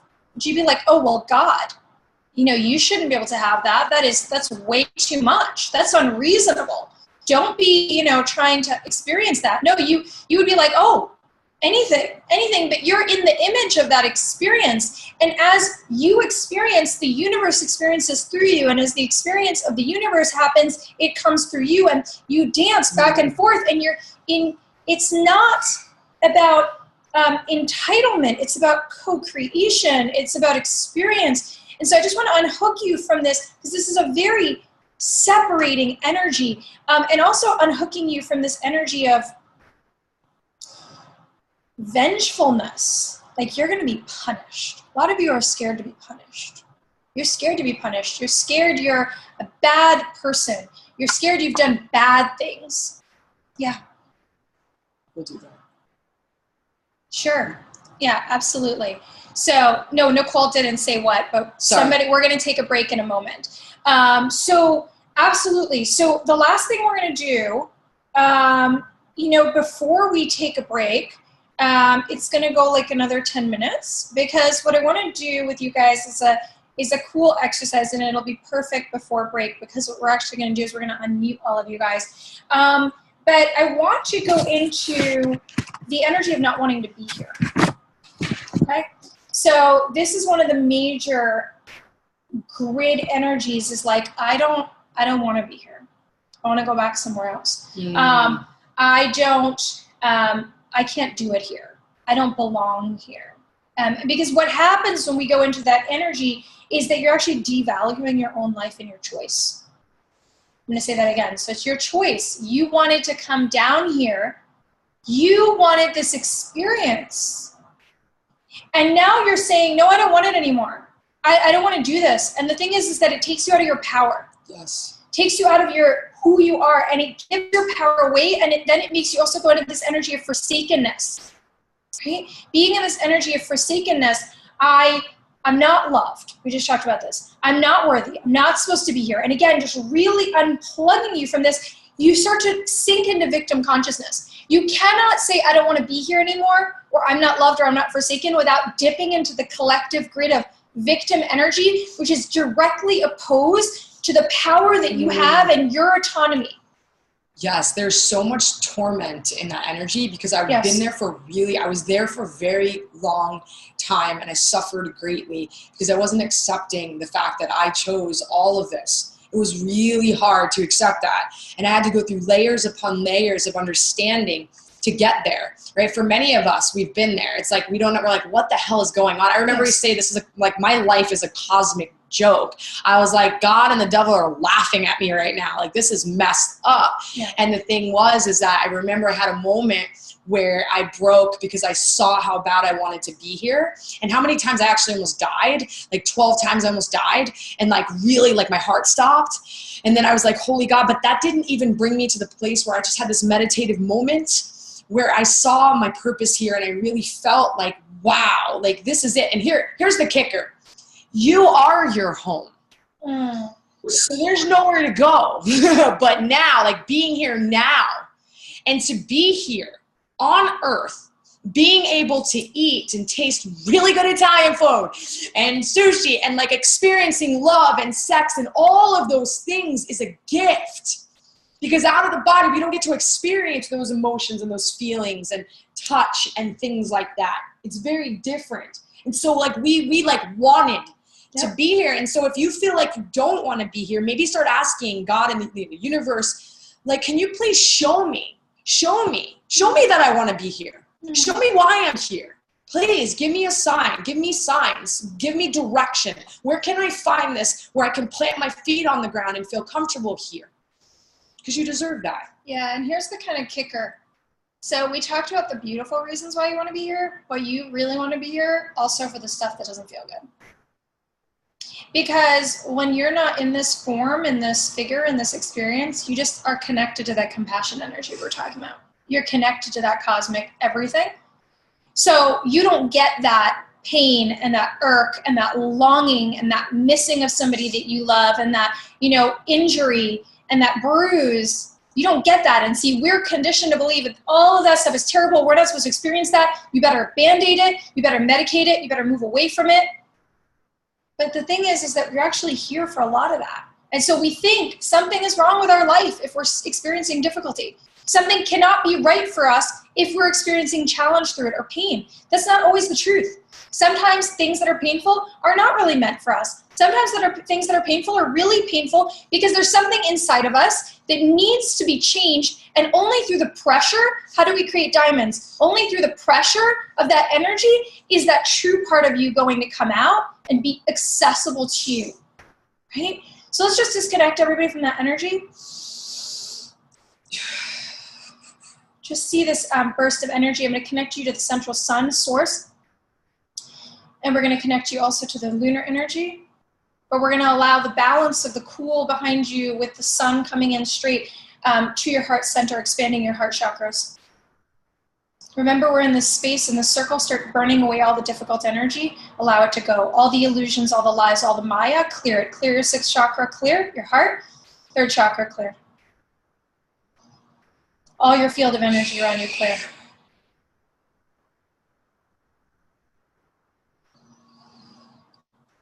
Okay. So we're going to take a break. If you can go outside right now and kind of ground your energy, I don't know, maybe some places like Australia might be cold right now, I'm not sure. Just if you can, put your feet in the grass or on the ground. Ask that all the excess energy just be grounded. If you can't go outside or you don't want to go outside, take your wrist, run some cold water, put it on your arms and on like this part of your wrist. and just allow the energy to just release. Because there's a lot of you are saying it's feeling really intense. We're going into deep programming, and so you're physically gonna feel that. You might feel hot, you might feel really cold. There's a lot of stuff going on. You guys are gonna need to drink a lot of water tonight and maybe take some salt baths, because there's a lot of stuff moving, and it's moving so much because you guys are so open and willing. Yeah. It's really up to you. Yeah, and so we are going to do some stuff that's going to integrate it more on the way back and a lot more releasing, and it's the heavy lifting sort of at the beginning, well, and also throughout. But the break is only going to be 10 minutes, so just kind of keep your note for yourselves to be back, because we're going to start pretty promptly in 10 minutes. And so we're all staying on here. I'm just going to mute our video and our audio, and then we'll be with you guys in a couple minutes.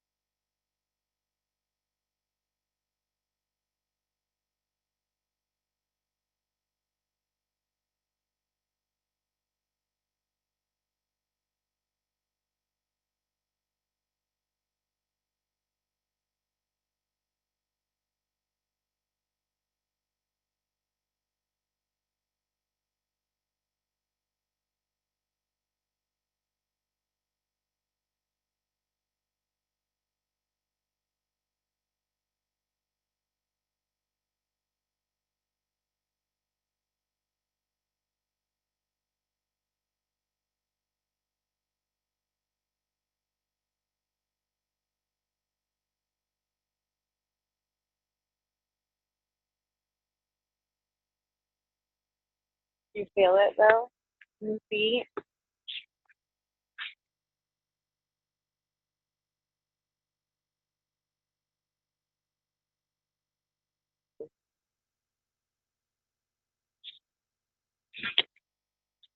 I just went completely black. Back to normal.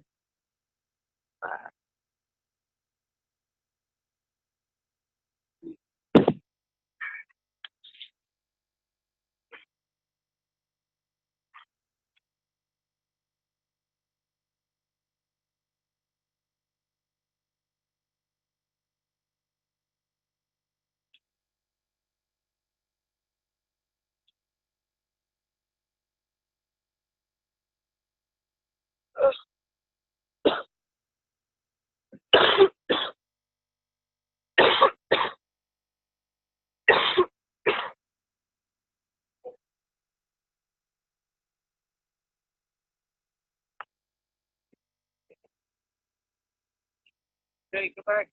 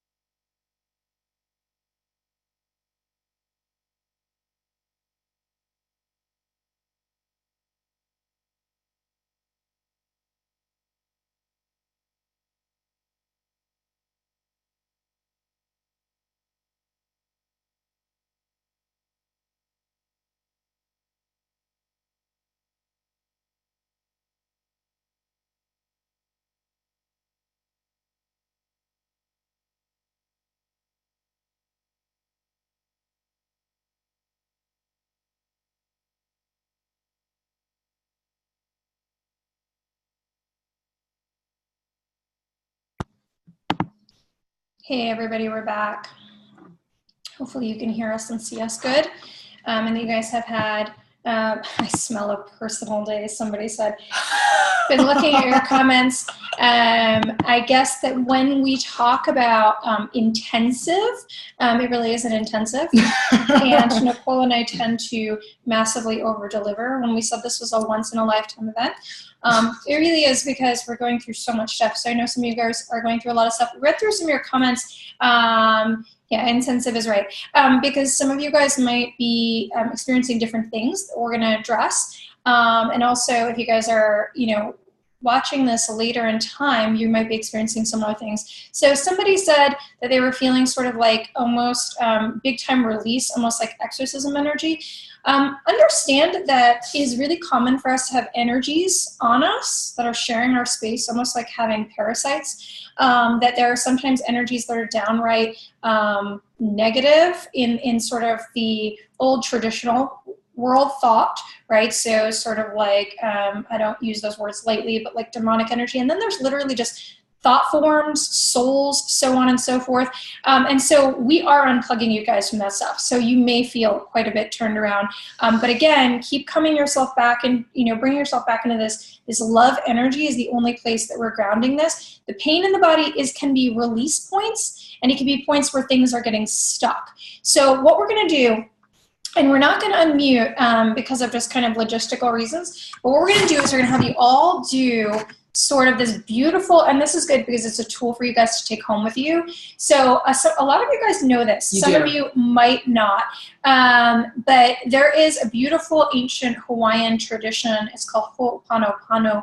And it is essentially this deep practice of connecting with all, forgiving self, each other, source, the universe, but also receiving the forgiveness simultaneously, as well as letting go of the vibration within us in our space that is not sort of high love. And the reason we wanted to do it together as a group is because it's really, really beautiful and old and very impactful. And it's going to help you kind of release this stuff out of your space. You can also literally put your hands on your walls in your home and clean your own space doing this, from time to time. So we're going to do this. We're going to start back in with this energy to raise the frequency, and I'm going to move the sort of block energy out of your space as well to let you guys kind of continue to release, okay?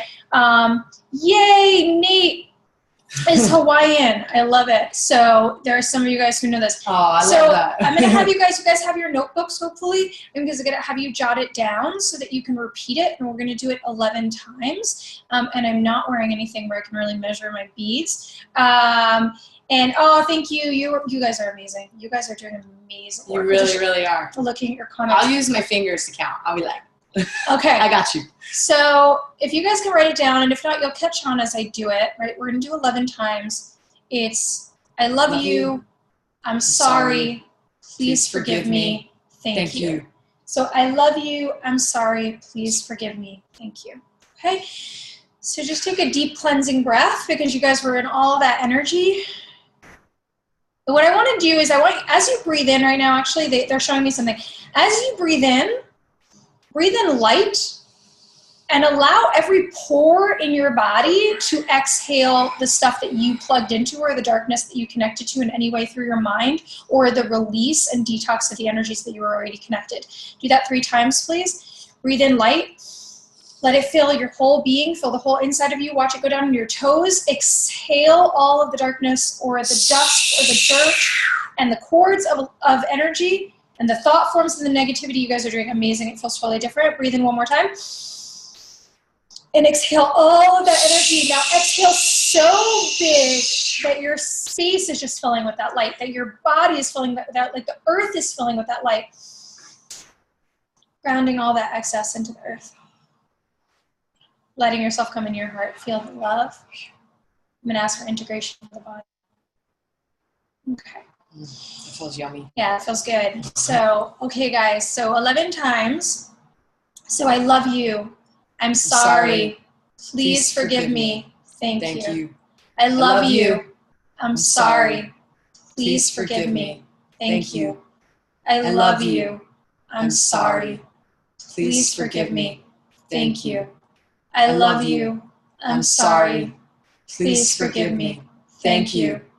I love you. I'm sorry. Please forgive me. Thank you. I love you. I'm sorry. Please forgive me. Thank you. I love you. I'm sorry. Please forgive me. Thank you. I love you. I'm sorry. Please forgive me. Thank you. I love you. I'm sorry.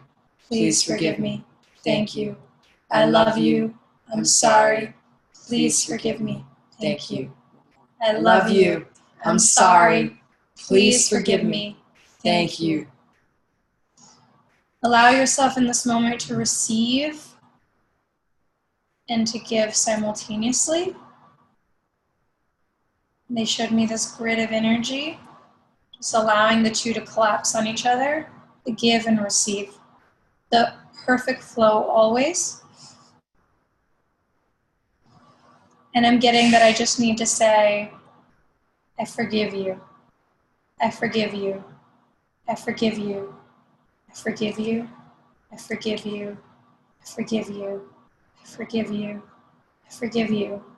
I forgive you. As you're hearing this, this is me speaking through your voice, and you are saying it to yourself, and you are hearing others say it, and you are saying it to source, and you're allowing this, and you're the first and foremost hear my voice come through you to yourself. I forgive you. I forgive you. I forgive you. I love you. I love you. Deep breath. Okay, guys. It looks like Buddha. Brandy, your baby looks like my dog. A little bit. Oh, I love to see the fur babies. I love to see you guys working out there too. And I love you, John. Helen, I felt your energy clearing some stuff, moving some stuff out. Thank you, guys. You guys are doing the work with us, right? Really a lot. Yeah, lots of blue. Green. So green is also Christ wholeness, meaning like our body, our being is whole, pure, perfect, healing energy, nurturing energy. Yep. Blue, also protection energy, clearing energy, activation energy, and of course then there's the rays, which we're not going to talk about right now, but really beautiful that you guys are seeing this, feeling this. You guys should feel more relaxed right now and more sort of release happening right now. So the Ho'oponopono is something that is also nice to do as a mantra. So if you guys do mantras and you do things at the count of 108 and you haven't done this one before, it's nice to go into the rhythm of it. If you have a partner that you have struggle with or family member, it's nice to bring them into your space and do it on behalf of yourself, on behalf of them. It creates a big shift in the energy. And really, really briefly, because I don't want to take too much time sort of explaining some, a concept that I think you guys can read books about and things like that, because it's not something, of course, that we've come up with. But there is this beautiful idea that I really subscribe to, and we've talked about in different ways as well, in the Ho'oponopono, which is that the fact that we are distinctly all so connected that whatever we see without us, there is this, and we talked about this before, this part within us. And so as you make this correction inside of you, then that correction corrects without. It corrects the world outside. So we all serve this world in a different way. But one of the most undervalued or underestimated ways to serve the world, and I mean literally from any outside thing that you see that is hurting you or making you sad about our world and the way we treat each other. Actually, yesterday we were leaving the store and I saw a man on the street, a homeless man on the street, and for some reason this particular man really, I could feel all of his energy and it hurt me and I started to cry. And what I really cried about was that we don't see each other. That we were just literally pretending he wasn't there, not me, but the whole world, right? But we don't see ourselves, right? When I said that, I just got chills, but we don't see ourselves. So how are we expected to see each other? How are we expected to care in that way? And so the thing is that no matter what, you could challenge me, personally, if you want me to explain it better.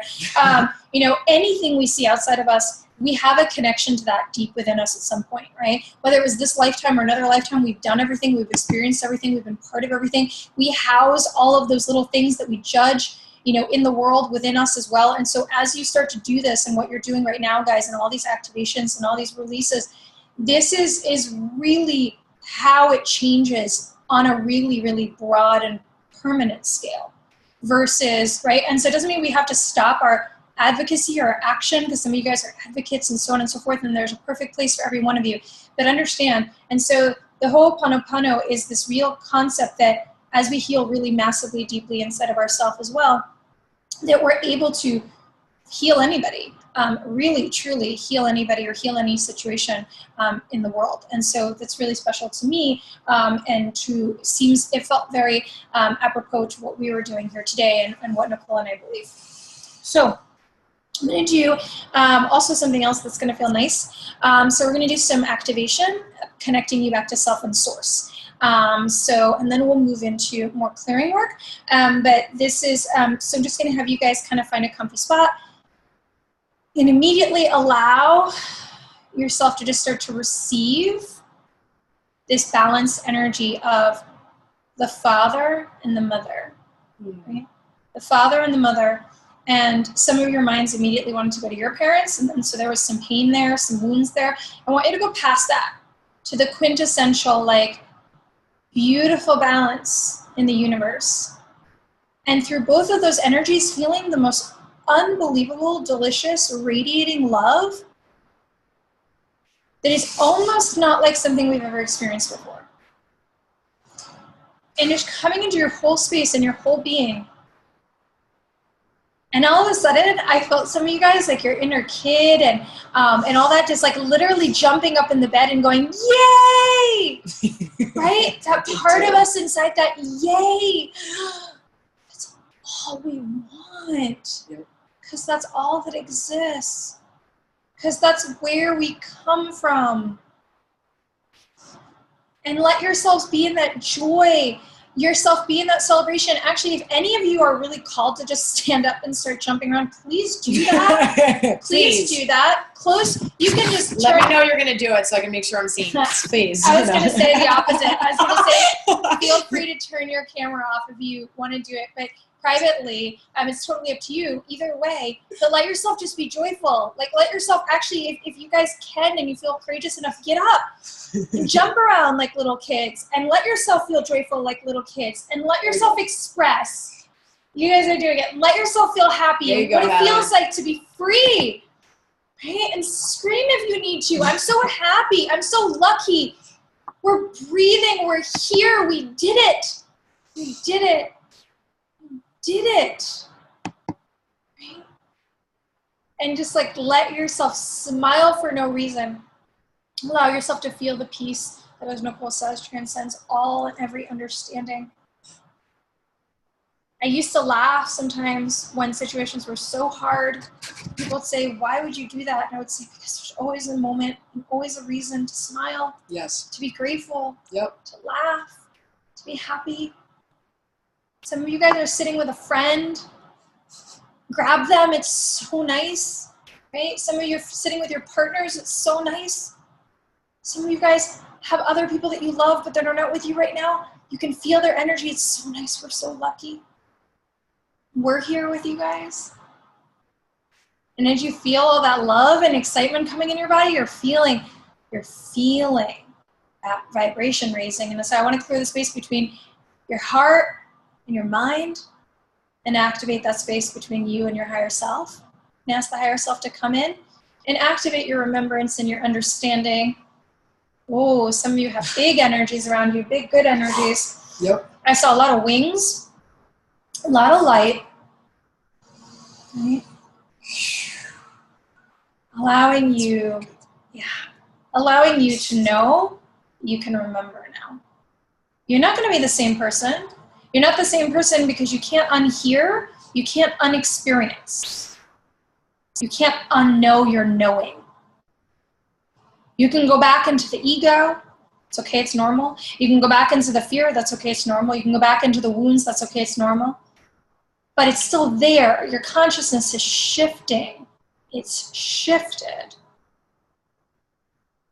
Connect you to Source, Creator, all things, unmanifest, universe, whatever you're comfortable with. And I heard some of you go, I don't want to. Here the thing is that we're spiting ourselves despite ourselves. That energy, whatever it is, right? It does not matter if you're a hard science and you're like, fine, tap into the abyss. of the unlimited space out there. If you come from a very strict background and the God of your understanding looks like Santa Claus, tap whatever you need to tap into. Understand though that we get source. We are connected to this amazing infinite power of energy. Allow ourselves, clear the damage to your primary God spark, repair and disconnect anything that is not only going to pure, perfect love, perfection, God, source, the universe. There we go. I love it. Some of you are actually having fits of laughter right now. That's actually a form of purging. So, and it's really in a fun way, right? So that's so, so beautiful. I love it. The energy feels so good right now. The energy is awesome. You guys are doing amazing. And what came to me just now was, this is a really important thing to know too. And I wanted you guys to hear this message. We ended before we took the break with sort of this concept of not giving up on yourself and remembering to be here. And when I really realized not to give up anymore was when I realized that everything can and will change in an instant.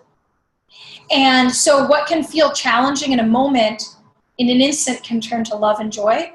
One day that can feel like you've lost everything in that day, you can have a rainfall of gifts and abundance. The things that you think will never come back to you or you can never experience again can come back to you in ways that you could have never imagined. Right? And so the thing is that it made me never want to not wake up for another day. It made me never want to not see what is in store.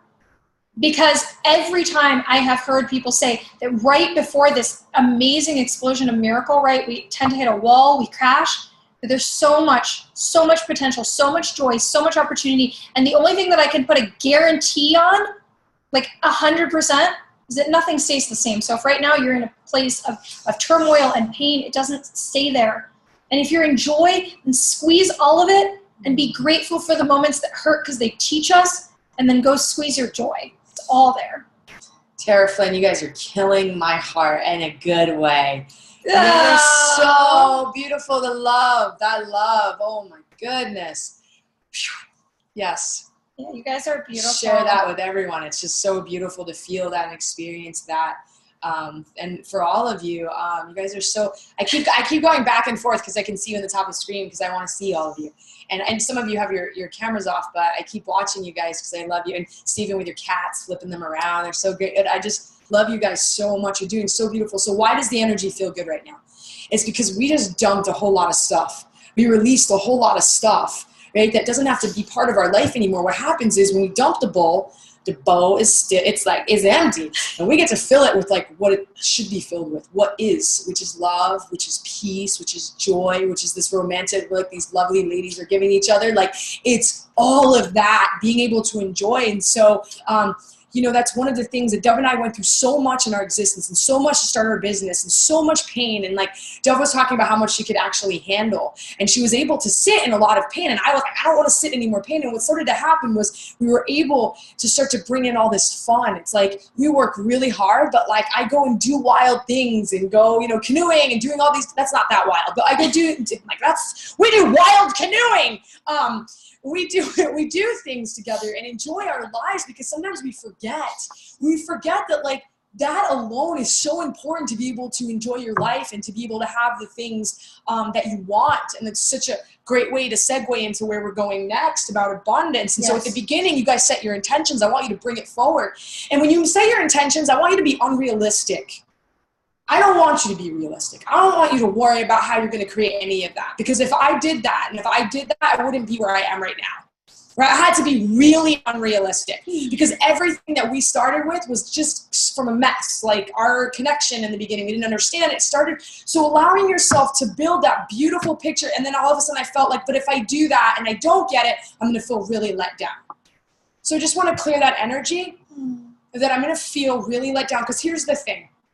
We are so strong. You are stronger than, we are resilient and strong that we don't have to make anything mean anything or harm us. Yes. And sometimes we don't get things just because, you know what, they're not good for us. And then all of a sudden the universe will up-level us and give us something better. But allowing the space to just put it out there and have some trust that like there are universal principles and laws that we live in.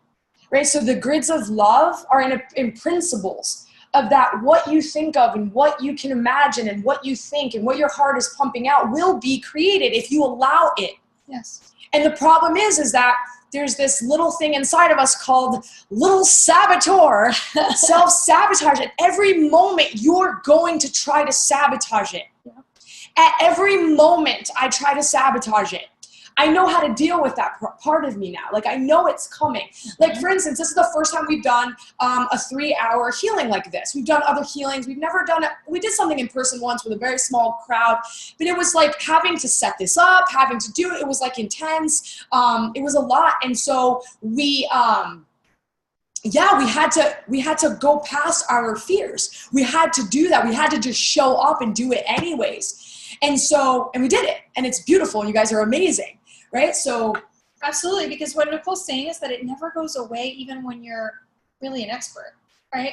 Because we've spoken at lots of events in front of hundreds and hundreds of people, and we speak to you guys all the time, and we've done all of these things, but then anytime something's even a little new, like it's like, oh, an intensive, something a little new, or a new day with a friend, or we want to come into our saboteur. And the thing is that if you just become aware of it, it doesn't have to take on the active role, right? And so it does not have to win. It does not have to be the thing that drives the car. And so it's not about how do I stop my sabotage. It's how do I become aware and not allow that to be the active driver of the boat. You can just say, oh, I want to feel scared or go into low self-worth or all those things which are a level of sabotage.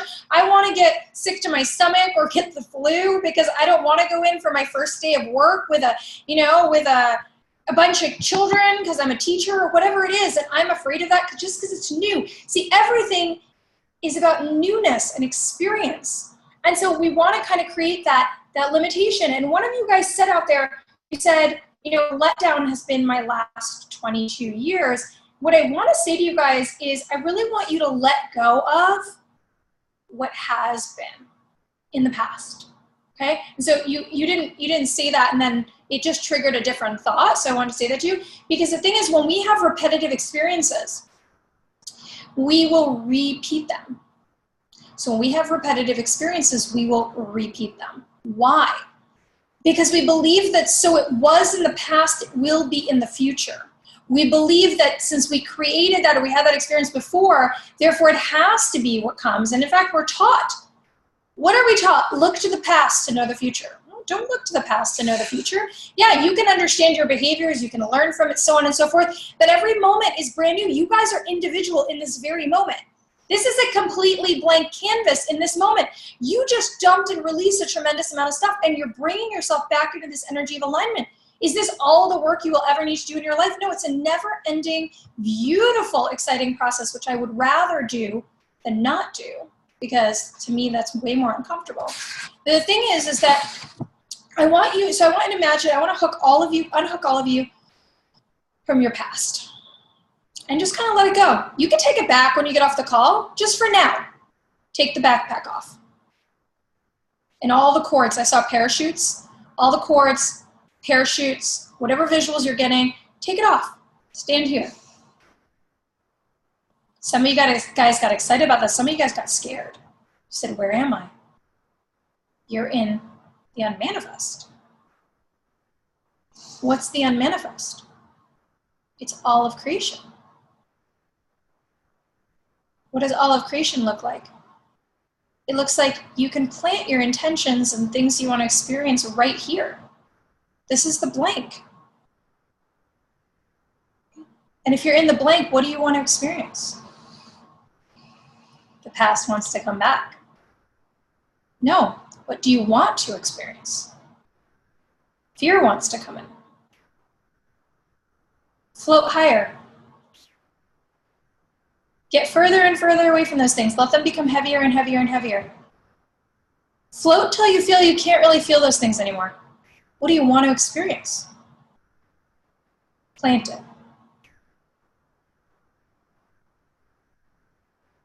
Plant those experiences. Those ideas.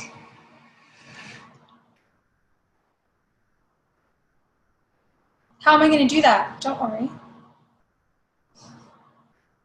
What if I'm not good enough? Yes, you are. Talk to yourself.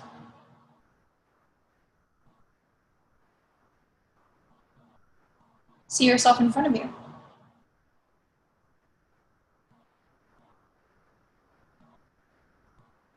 Watch yourself float back down with your higher self still standing in front of you.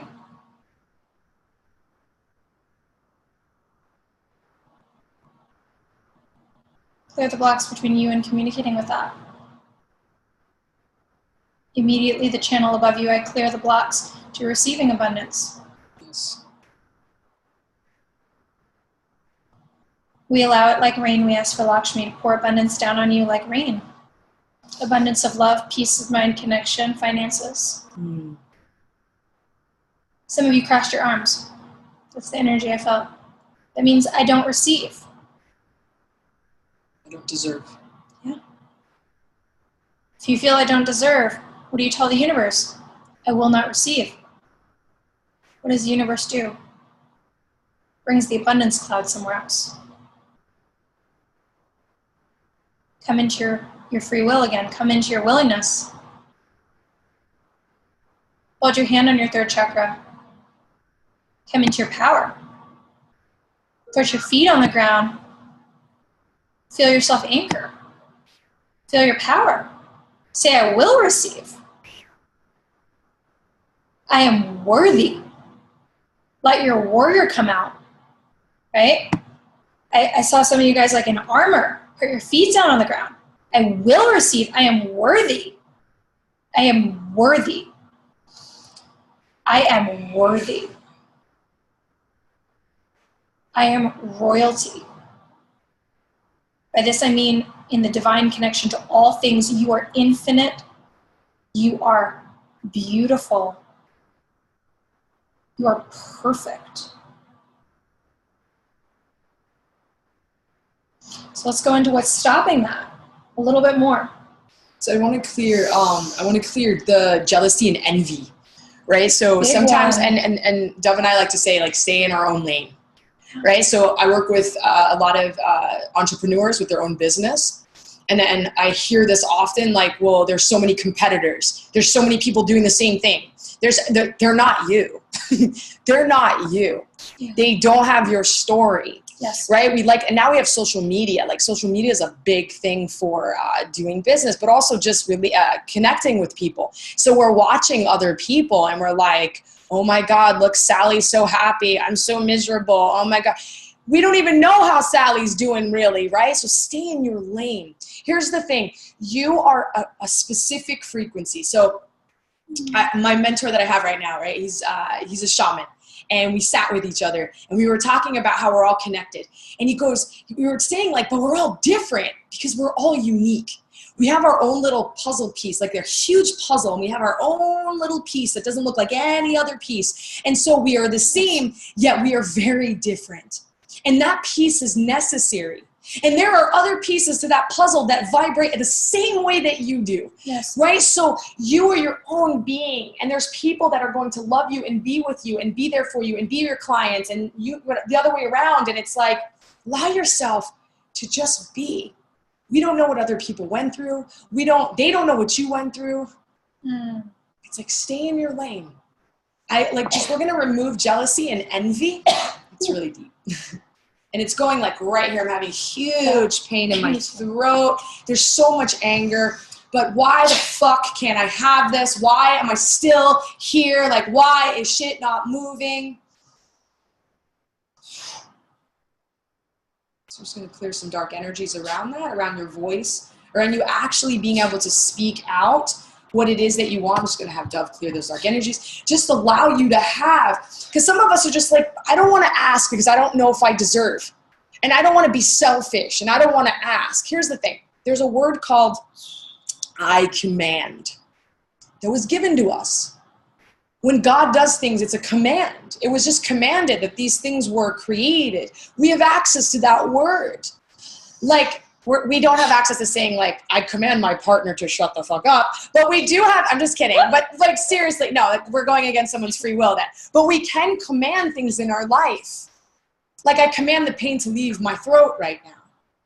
I command the sickness out of my body. I command this trauma to leave me, to leave my being. I command finances to be at my fingertips. And we were talking about sabotage before. It happens in so many different ways, and I want to just call them out real quick. So even you, when someone wants to give you something or say you look really pretty today and you're like, oh, no, I don't. That's resistance. That's sabotage. Sometimes we'll do sabotage when we don't even know. We have a big freaking, we just nailed a big, we didn't nail our client, but we had a big client come in, right? Like a slip of words. But like something's big happening, and all of a sudden we wake up and we're sick as hell. Our whole being just shuts it down. It's like, I'm not doing that, right? Or we'll actually make a choice that will create an explosion to make us actually, so we think, I think I'm not good enough, that I can't really do this. So we'll create a situation, we'll explode it so that we don't even have to see that whether we can do it or not. And we'll just bash the whole thing. That was my MO. If I had a nickname, it was dynamite. I blew it all up. I blew up some of the most amazing things in my life because I was so scared to have them. Yeah. A lot of us are not just scared of failure, we're really scared to be in our power. Absolutely. More scared than anything else to be in our power. You know, when Nicole was talking about that, it's 100% true. You think that sometimes things are unrelated, but you're going to actually experience things like sickness or so on and so forth, and it's really deep sabotage. So start to watch yourself. Can you learn and allow yourself to receive? So connecting into that self-worth. So I just want to go in and start to release self-worth. I'm not worthy, even more deeply. But then underneath that, I want to go into any blocks to receiving directly at the heart chakra is where I'm feeling it. So a lot of you guys have issues around receivership as it's connected to love. So I'm just going to clear that, even though we're going to go into heart walls later. It starts to feel better. Again, remember you can take this back. So a lot of you guys are scared. Like, what happens if I put all this down? Just do it for the moment. So for this moment, I want you to experience what would it feel like if you were so willing and like open to receive that everything was coming towards you and you could just feel that energy coming through. Open your hands. You can put them out to the sides of you or just in front of you. And what I felt is I actually saw, like, imagine like literally like sparkles of gold, like just coming towards you. And then coming through your body. And those sparkles just healing pieces, bringing in abundance, letting you feel so full, letting you feel all the things that you want to experience right now in this moment. They're already here with you. So what I want to do is I actually want you guys to do, we're going to do a timeline thing real quick. So imagine the place that you'd like to be in 3 years. Make it big. Make it big. Let's think about this mostly as it relates to finance, that kind of abundance, because this we're working on, then we'll do relationship stuff. Although, actually, no, they're telling me relationships too. Whatever. Make your big picture. Make the whole picture. What does abundance mean to you? Time with your kids, peace, joy, love, happiness. When you have your picture, see yourself standing over here. And you feel like, oh, it's so far away. So much I gotta do. And then you got like this perfect horizon. It's got like this whole image painted. And sort of just like that, I want you to imagine, just like as I take my hand, I want you to imagine that time, 3 years from now, literally just collapsing onto this moment. And integrating that energy into this moment right now. And experiencing the simultaneous connection to that moment right now. I want the imprint of that desire, that creation, that command to be into your being at the moment now. Now you see yourself walking forward. You don't see yourself walking forward in the in-between, between this moment and the moment you want to experience. You see yourself walking forward in the moment that you want to experience. Let me explain that again. You're standing, before your image was I'm standing over here. My eyes are closed, so I'm trying to use my hands. Hopefully you can see me. And then you're standing over here in 3 years. I collapse the line. So as you move forward from this moment, from this line, you're not moving forward in the in-between anymore. There's nothing in front of you. You're moving forward in the experience of what you wanted in 3 years, but you're moving forward in that now. All that energy. There isn't an in-between. All that energy, all that desire is here now in this moment. And every step, action, decision you take will be moving you in the energy, not towards the energy. In the energy, we thank creation, the universe, all things for the abundant gifts that we already have received and those that are here right now. And it's 111 right now. And so it is. And so it is. So I want to clear this idea of appeasement. It's better for me to shut my mouth and be quiet than say what I really mean and mean what I really say. Don't want to ruffle any feathers. And we totally hand over our power. So I'm not saying get off this session and go blast people. No. I'm saying think about what areas of your life that you're not fully expressing yourself. Yes. So I remember when Dove and I, were together, I like to ignore what was happening because I had to ignore a lot in my life. I had to just keep ignoring. And I thought that some of the things that I needed to say really didn't matter. It wasn't that big of a deal. Every little thing that you need to say is a very big deal. Yeah. We are made up of all these beautiful cells. We are made up of all this beautiful sacred geometry. Every little thing that you suppress starts to shift your being to where you're not going to be able to connect with the light. It actually starts to hide things. It starts to not allow things in certain places. We start feeling very stupid. We start feeling like people are out to get us because there's just all this. We're just covering things. And the thing is that you need that freedom. We don't need to appease anyone. We don't have to do things out of obligation. We can say it. You can say it, it's okay. You can do it in a loving way too. And if people don't receive you, it's okay. But sometimes you have to say certain things. Sometimes you have to be really honest. Sometimes you just need to hear yourself say it. It has nothing to do with the reaction of somebody else. So if you're this kind of person that just wants to appease and doesn't, and you want to be meek and you want to put the covers over your head and not show up, it's going to be really hard for you to create what it is that you want in this life. The world, when you finally say what you need to say, the universe is right there with you. It's like, oh, there you are. There you are. I feel you. I hear you. You're not hiding. You're in your power. Here comes the lioness and lion. Come out, baby. You are not scared. Let me see your face. Show me the money. And I will tell you this, that when I met Dove, I couldn't even order a pizza over the phone. I was so scared. I was so scared to speak up and order a pizza. I couldn't send out an email. I was too scared. What would somebody say? Even if it was a loving email, I was so afraid. So I get it. Even if this does not pertain to you, or maybe it pertains to you in a little way, or maybe this is your story that you're really afraid, just trust. And so we bring in this Christ love energy to allow for you to stand in anything and to be who you are and allow your voice to come out. So what I'm going to do is I'm going to ask that. So sometimes when I shift stuff around the voice, we'll go all the way to the left. We will get off this. And then all of a sudden we'll be like, we start really letting people have it. So I'm just going to ask that we filter it with love and that it comes out very slowly so that you can be loving while you're expressing yourself to this world. And so we're going to ask for Archangel Michael to guide with that without his sword. So Archangel Michael is protection and communication, but without the sword, without the cut of your voice, the kindness and the softness. And I want to go back to this jealousy concept that we talked about a little bit before, and I really want to unplug it because we talked about it and we did activate the awareness of it. But when we are really in that jealousy, what happens? So the universe is a boomerang. So when we put out, I'm jealous, I don't have, they have, I'm mad at them, and that you put projections and so on, what happens is we just accentuate that, and it gets bigger and bigger and bigger and bigger. What happens is we get more jealous, more envious, more angry, and we do less, and we have less, and we do less, and we have less, and it kind of goes around in this cycle.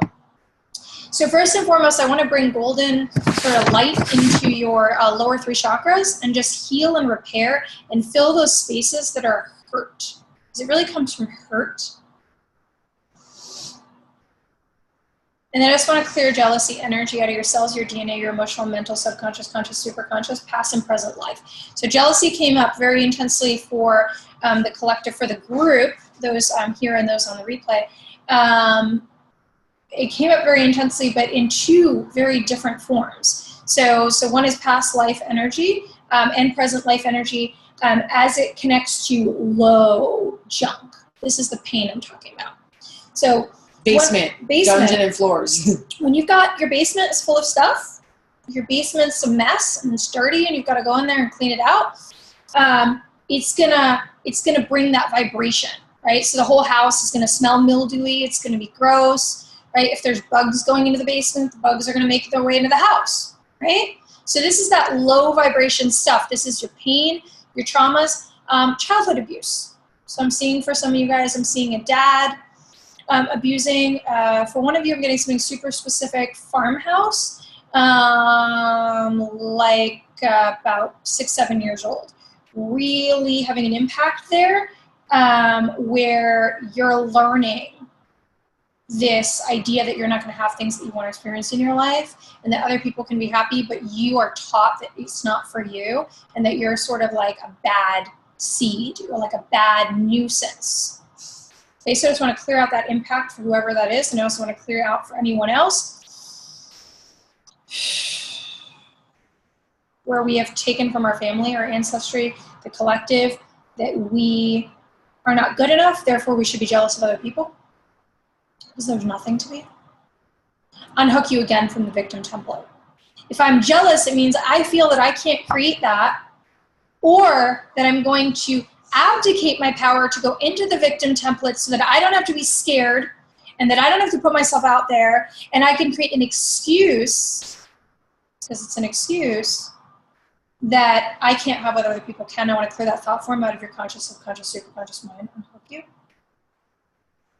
Bitterness energy, you guys are feeling bitterness energy that is actually from past lives, so not every one of you, but this is for the group. Cords of energy connected. So almost imagine like tendrils of energy that are from your lifetime now to another past life where there's deep bitterness. And so we're just going to cut those. Just imagine unplugging them from your being, just filling that space with golden creative substance, light energy, and allowing those things to pull away, go back into their appropriate lifetime. And we're going to bind those energies and we'll release you. Sometimes in past lives, we will really ruin stuff. We will have a lot and then lose it all. And so then you come into this life and that energy is still in your memory. We have like these beautiful webs of energy and memory, your Akashic records. And so we come in angry, we come in bitter, and we're fearful too. We're really fearful if we've lost everything in a past life that we're going to create the same thing now. And we don't allow for ourselves to clear that out so that we can actually, be in this life and actually remove ourselves from this lack mentality and this lack program that's not ours.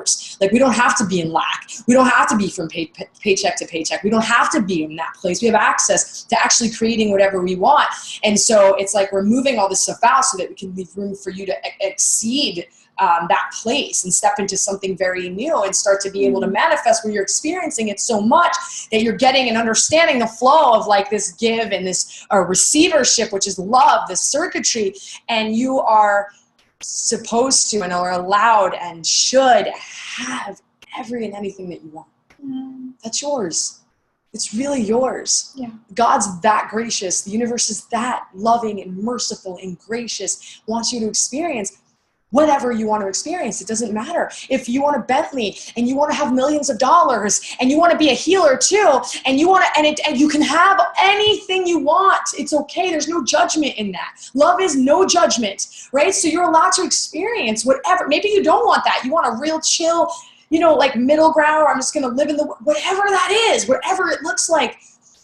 May it be aligned with you, right? May it be expression of you, but not limit you. Who are you? No shame about who you are. Feeling toxic shame and guilt, toxic levels.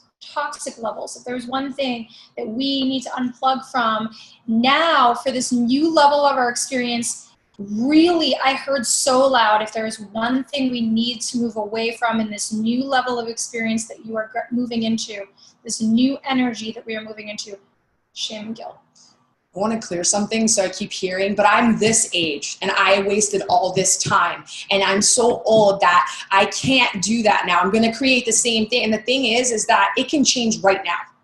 I don't care how old you are, how young you are. I remember I thought I wasted 20 years of my life. And then when I realized I didn't waste it, that all those 20 years were like the gift, the experience. I was like, wow, Nicole's a friggin' warrior. I got through all that. It may have been ugly, it may have been messy, but I'm still breathing and I'm still alive.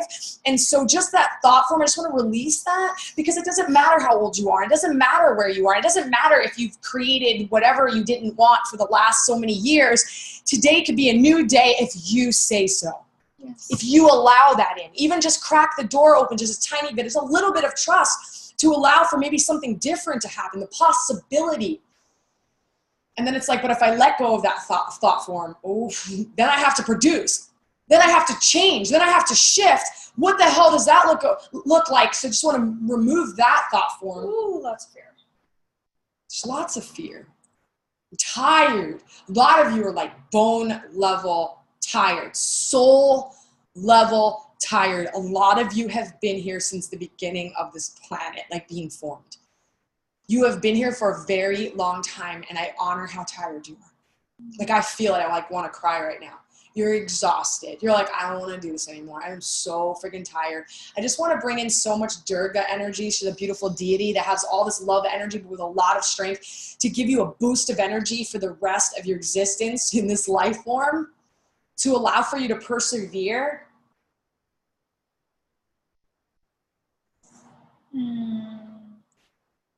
Okay, let's ground all that excess energy down through your feet into the ground. Just clean your field of energy again. Just ask for your auric field to be cleansed, released. Also unhooking you from each other and the collective, so just continue to release cords of energy that are not yours. Stay in your own light, in your own lane. I'm going to be super clear for those of you that might be watching that might have strong soul connections, like twin connections. I'm never cutting cords with twins. That's not what I'm doing. Just cutting cords generally right now. This is just threads of connection that are not serving us. They're just excess and they're sort of draining on us. So we're just going to remove those energies. And I also want to clear from your field other people's energy. A lot of you guys are empaths. Empaths really, for me, just means connected. I love that. Twins now I'm saying twins because Nicole pointed down and I lost what I was saying. You guys are highly sensitive. You're highly sensitive energies. You are going to feel others. You're going to feel the environment. You're going to feel yourself. I think we really all have this capacity. It's about our level of connection. And I think old souls tend to feel it really strongly. And so just allowing all of the sort of different energies that you're carrying with you to be released out of the space right now. Again, unhooking you from any templates we've brought up to release you from, but just let go of those imprints and those energy fields. Let's unhook from the collective consciousness around finances. Money is evil. Money is hard to get. All of those sort of ideas around it, any ideas that pop up in your mind, just start to release them. I have to work 3 jobs. I have to work 80 hours a week. I have to work really hard to make money. That's a big one. I have to work really hard to make money. That's, a lot of thought forms, a lot of things that we're taught or conditioned, we don't even ask. We just kind of grow up and we're like, yeah, and I remember when I started to ask and I was like, wait, is that true? Why do we say that? Is that a real thing? And then I started to get freaked out because I was like, whoa, a lot of things we say are not real. So when we say like it is what it is, like no, it is what we say it is what we make it.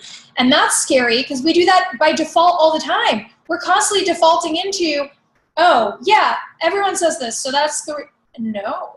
And so I want you to actually go back and start to ask yourself, like, what have I just eaten as like just the truth without thinking it through or seeing if it's logical, if it resonates, if it really is the way that I'm seeing the world. Because sometimes there are things that we take for face value and that we kind of believe, these thought forms, that don't even reflect in the world, right? That we look out there and we go, like, money is limited.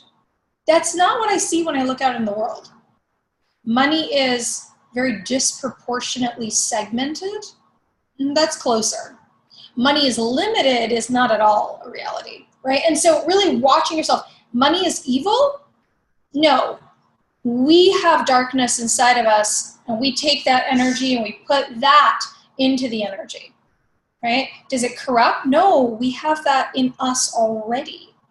So the question is, what is going on inside of you? Because the flow is just flow. Money is just energy. Unhook you from that allows you to receive it and give it without restriction. You know, Nate, thanks for bringing that up about being a workaholic, because it's really important to look at. So Dev and I, we work hard because we love it, right? So we put in extra hours sometimes because we love what we do. On the other hand, there has been times where Dev and I work a lot because there's things that we're trying to run from, or we're trying to run from parts of ourselves.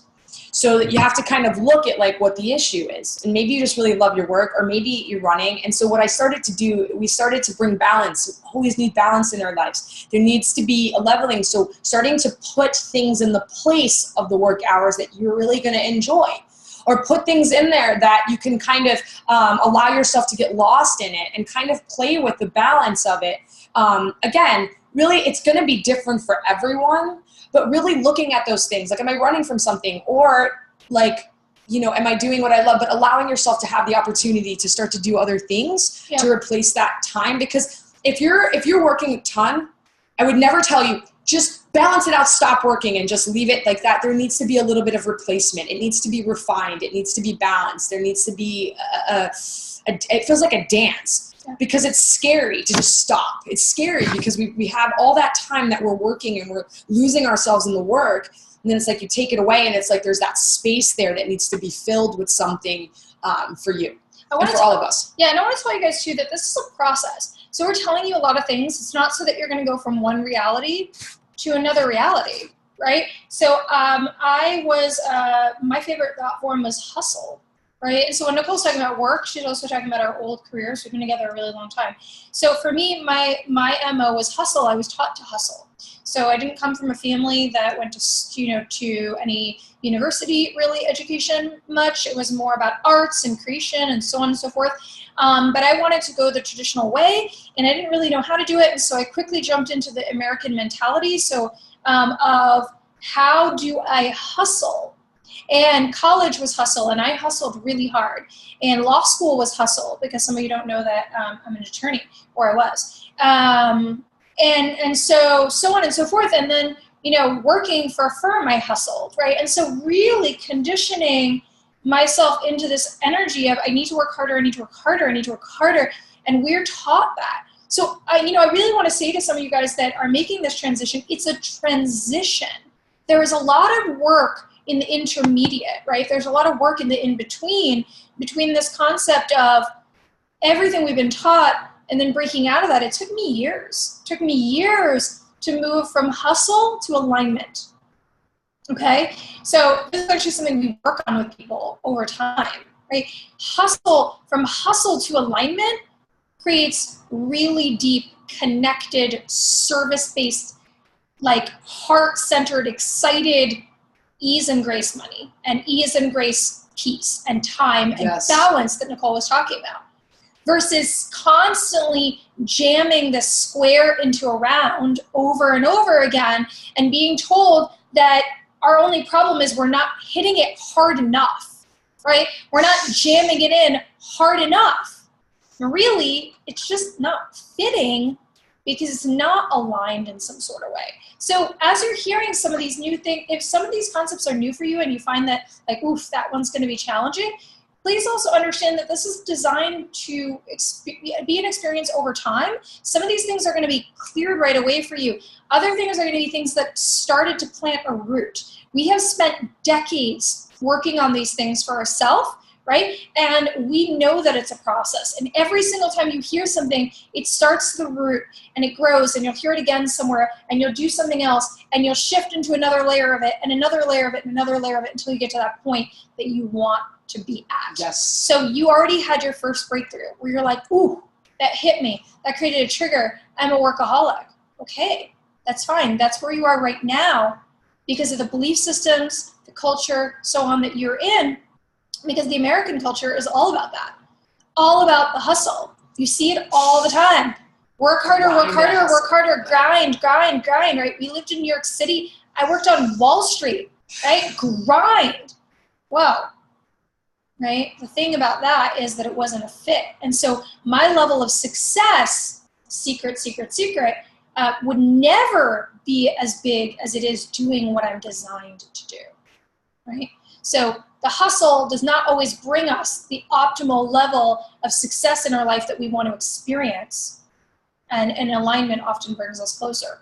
So we're going to change gears because I want to move into doing some stuff for relationship and then doing some integration work before we complete. And so going into relationships, going into love, relationships being this incredibly complex thing, because like entrepreneurship, relationships are this beautiful growth experience. They are really here. I mean, I would go as far as to say I'm writing about, I'm doing stuff. I mean, there's more things that'll come. We can talk about this stuff. Relationships are one of the most incredible, if not the most incredible ways to ourself and enlightenment. And that's the relationships that are 5 minutes and the relationships that are 30, decades. And because they're such reflectors of who we are and what we need to work on and where we are in our evolution, where we are in our process. And we often want to point the finger and go, well, that person, and we want to walk away and so on and so forth. But it's us. We're naked. We're naked with those people. We're naked with them. But the problem is that we have all of these roots, all these traumas, and they go back to our childhood. And then we're met with our parents, and we've got this idea about our parents. And then that's how we create the connection to God. And that's how we create the connection to our partner. And then we're like, oh, we're in a clusterfuck. This is a mess. Like, shit, this is a mess. Because we've got all these different things all over the place. And so that's why I say that relationships are like this actually this hub center of unraveling everything. I cannot remember who this amazing guru, and I don't know why his name is like slipping my mind right now. It's so strange, but maybe I'll remember it when we're finishing. But he actually wrote about this like many years ago, and he was like, relationship, marriage, he specifically said, but for me that's just union, fastest way to enlightenment in human form, right, is dealing with another person. Now, that doesn't mean you absolutely cannot do that in and of yourself. It also doesn't mean you have to be with that person, but there's a lot there, right? Even relationships with our family members, relationships with our friends, there's so much there to look at. And obviously there's so much blocks there because of it. Yeah, definitely. So blocks to love. Oh my God, how many times did I talk to Dove and I'm just thinking oh my God, I just want you to love me. And she's pouring out all her love. And I'm just like, oh, thank you. Now she's got this big kiss on her. And I wasn't allowing myself to receive it. Some of you are together. I can see you guys together. Some of you are not with your loved one right now, or maybe you're in separation, or you're in a position where you're like, I'm trying to find someone, and you're like, why the hell is this person not coming in my life? Well, some of it has to do with the fact that we put walls up. We don't even realize they're there because of past relationships and past experiences that we had. And so we're not even willing to receive love, and let alone the partner's not going to show up because we're just not ready. Yes. And we don't feel that great about ourselves, So I just want to start to clear any heart wall. So what happens is we put these walls up and it blocks it. It just blocks it. It doesn't matter what you say, they're just still there. So just allowing yourself to start to let it go. So here's the thing, your heart's unbreakable. When we say, oh man, but you broke my heart. Well, in Sanskrit, the actual heart chakra means unbreakable. So yes, you can feel like it's broken and it can feel like it's in a million pieces, but you're strong enough to stand with it wide open to allow for that flow of a partner or any kind of love for that matter, from your loved ones, from your friends. Yourself. How many times my friends wanted to be there and I was like, no, I'm good. And I would just stay home and not let anyone in. And I was suffering. I was suffering so much because I was just so afraid to be in contact with anyone. And so judgment of self will create judgment of others. And when we judge a partner, I could be sitting next to her not saying a word. She did something this morning and you didn't do something this morning, but let's just say she did something this morning, or there was an experience that we had that really upset me, and I could be sitting there judging the hell out of her. And I promise you that if you do that, you are either going to repel that person, or energetically they are going to react and going to be really, really nasty to you. Yeah. Even without you saying it, you could just be smiling and I'm like, go fuck yourself. She's going to feel the language of what's really going on underneath, more so than the smile on my face. Yes. And so right now, if you're judging yourself or you're judging your partner and you're wondering why the connection is messed up, now, listen, I did a lot of things in my relationship with Dove where any person would say, wow, Dove should have judged you. Like, we're judging Nicole. Like, we're all judging Nicole, right?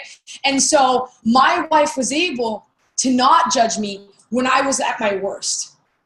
And what that did was that brought us closer, and it also allowed for me to see myself in the likeness of what she was seeing. So when we talk about relationships are the fastest way to enlightenment, it's because when you can work through these things and mirror back love in the face of conditions, in the face of just terrible mess, and you could be love anyways, that transformation is like, holy God. And so if you're in separation from your lover and partner, because I know some of you are, and I know that some of us are like, really, you get really angry because of things that were said, done, maybe somebody's running. If we can start to release that right now, so we're just going to start to release it. And I know, and I feel some of you going, no effing way, not releasing that. And so a lot of it's with the feminine template. So a lot of us are connected to the feminine template. So when I talk about feminine and masculine energy, I'm not talking about gender. I'm just talking about what you're housing, what you're used to housing. So some women like me, I have a lot of masculine energy. I've incarnated a lot of times as a man. So my masculine energy is pumping, and Dove's the feminine energy in this. And so for the feminine template, there's this energy that we're connected to as the scorned woman. You guys know what I'm talking about. It's like nothing is more like the biggest wrath that you could ever feel is that of a scorned woman. And right now, that energy is pumping right now on earth. Like, I'm watching it, I'm seeing it, I see it all over the place. It's because it's about to break. It's about to break because we don't need to be in that anger and hate. And we don't need to be in that kind of fear. And we don't need to hate the masculine, even though I'm going to say that there's a lot of things that the masculine has done that you're angry for. Right? And so I'm just going to clear for the masculine this energy of latching onto this narcissist energy because I'd rather be a narcissist and not let you in and hurt me. Not going to let you in. So I'm in this masculine energy where I'm going to cheat on you and I'm going to do what I want because there's this great deep fear of neglect.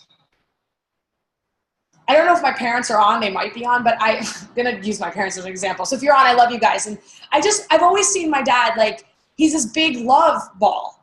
But whenever he's felt neglected, oh my goodness, that man gets angry just because he feels neglected. So men, just that feeling just wanting to be loved, right? We see men you'll see men in a relationship and maybe there's like neglect on both sides and you'll see more of the men leaving the relationship for another partner or cheating. You see it more on that side. Not that the feminine doesn't do that, but you do see it more, but we've latched a label on that. They're never going to be loyal. They're never going to be committed. And that's the old masculine template. And they're coming out of it.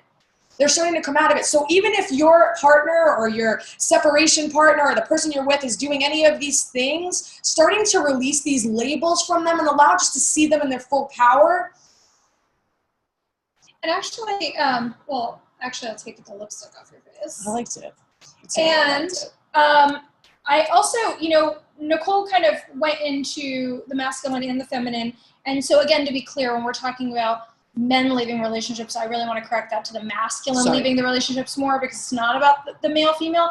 But I also want to allow the masculine energy on here to upgrade out of that negative thought form. Yes. Because it has become, so a negative thought form, we didn't explain too much. Some of you know what it is, but it's really ideas that are pumped full of, steroids basically, right? So fear is a negative thought form, but it's super big. It's colossal, right? Worry is a negative thought, colossal. But men are not loyal, right? Meaning the masculine is not loyal because, also women can go into that thought form as well. That's big. And the thing is, it kind of almost is used sometime in the masculine as a permission, right? Like that's one of those things that I said to you before. I said, why is that a truth? Why do we talk about that? Why is that a thing? So I want to unhook the masculine from this. And I want to clear the negative thought form that's on them. So here's the thing about negative thought forms. When they're big enough and we tap into them, they start to become our truth. So surprise, surprise, only 2% of your stuff in your being and your mind is yours. 2%? What? 98% is not yours. 98% is somebody else's, or a thought form, conditioning, or a program. That's a lot of stuff. So the thing is that this is not necessarily who you are, but it is the collective idea. And so this is a really good example of how the sides balance. So if you promote a thought form, it's just as bad as if you feed into the thought form. Yes. Okay? So the responsibility on one end is that you don't promote thought forms that are not aligned with what you want to experience and you want others to experience. Okay? The other is that you check in with yourself and you do not have to adopt collective ideas and thought forms that don't serve you, yes, your truth, and who you are. Okay? So going in, I really want to allow us to clear any loss of hope. Okay? So for those of you who are separated and for those of you that are in difficult relationships, I just want to ask to release the loss of hope. This connected with what Nicole said before about being tired. So around love is where a lot of you are quite tired. Mm. So let's upgrade the body, the nervous system, the soul, spirit, expand, expand, expand. Let yourself get bigger. I'm going to go right to your third chakra again, your free will. Bring in willingness. Willingness to not be tired. So this reminds me of this energy, the bodhicitta is this idea that like no matter how much pain you're in, you just continue to expand your heart, right? So that you continue to expand your love no matter how much. So when they say, so there's lots of negative thought forms around love too, the worst ones. So love is blind, love is weak, love is ignorant, love is stupid, love is crazy, love is pain. Love is pain. It's kind of... Right? There can be a lot of pain in love because you're feeling a lot. Yes. But the thing is love is not weak and it's not blind. In fact, it's all-seeing. Yes, we can kind of go bananas sometimes in it, but it's very powerful. And the thing about this concept of this practice of as the heart breaks, we let it get bigger. So every time your heart breaks, it actually isn't falling to little pieces. It can get bigger and more powerful. Yes. You can become more compassionate and loving. And it kind of reminds me of my favorite card in one of my favorite decks, which is the Osho deck. And it's like, you can be the fool. Be the fool. Because honestly, the fool at the end of the day is the most powerful. Like yes, every time you feel hurt, let your heart get bigger. Get bigger, get bigger. Nobody can close your heart. Because when we close our heart, we spite ourselves. Yep. We become disconnected from ourselves, disconnected from source, disconnected from all things, disconnected from the goals that we want to experience. We make it small instead of letting ourselves be big and expanded and connected. Allowing that integration. You know, when Dove and I separated and we were like very close to getting a divorce, like I lost hope. I thought it was over. I was just, I mean, everything possible. I was like, I'm not into her anymore. I don't love her. I'm not attracted to her. Like, this is done. And it just changed. It just changed so fast, right? I just had so many ideas and beliefs about Dove and I. And I took that time to really sift through like what was happening within me. And I couldn't really face myself. That's why I really hated being around Dove. It was really hard to be around Dove because Dove put these light, even when she wasn't saying anything, she put light on like every, sorry. That would have been really stupid if I would have divorced her, sorry. She put light on all the places that I was scared to look at. What was interesting, though, was she also held my hand in those places to be able to look at those things. And so for many of you, I know that you're in situations where you're like, F her, F him, you know, F myself. And I just want you to know that that's part of the process. It's part of it all. My greatest pain was feeling the loss of my relationship with Doug, and it hurt so bad, like so bad. And that in that pain, that's why when I said like love is pain, and I was like, it kind of is at times. When I went so deeply into that pain, I found the beauty in it, because there's no person in this world that could have taken me to that depth of love to understand how deep love really is. And I was able to feel that when we were separated. Sorry, I keep shaking that. I was able to feel that when we were separated. I love her so much. And so there's always hope. There's always hope. It never has to not be hope. Even if it looks really bad. The thing that we both had to do, though, in that was we had to find ourselves. We had to find our autonomy. We had to find our mission. And that came up really strong right now for all of you. Yes. The masculine and the feminine was, don't forget why you came here. We get so lost in the pain. We get so lost in the frustration, whether you're in a relationship that's like really toxic for you right now, or it's really painful, or you're in separation and you're dying inside. It's like we tend to forget why we actually stepped foot here on this planet. But when we can come into that place of that service of why we're here, we can unlock a little bit of this. And when I say selfishness, I don't believe that anyone on this is selfish. But when we go into like in this pain body where we're only looking at self, that's what I mean by selfishness. We can't see the whole picture. We can't see past our shoes. We can't feel past that pain. We don't allow our sight to go above and beyond to see past it, to understand that all of it is necessary, and all of it was necessary, and nothing that you've experienced is in vain. Yes. Nothing that you've experienced is in vain. So purpose, service, it's really important.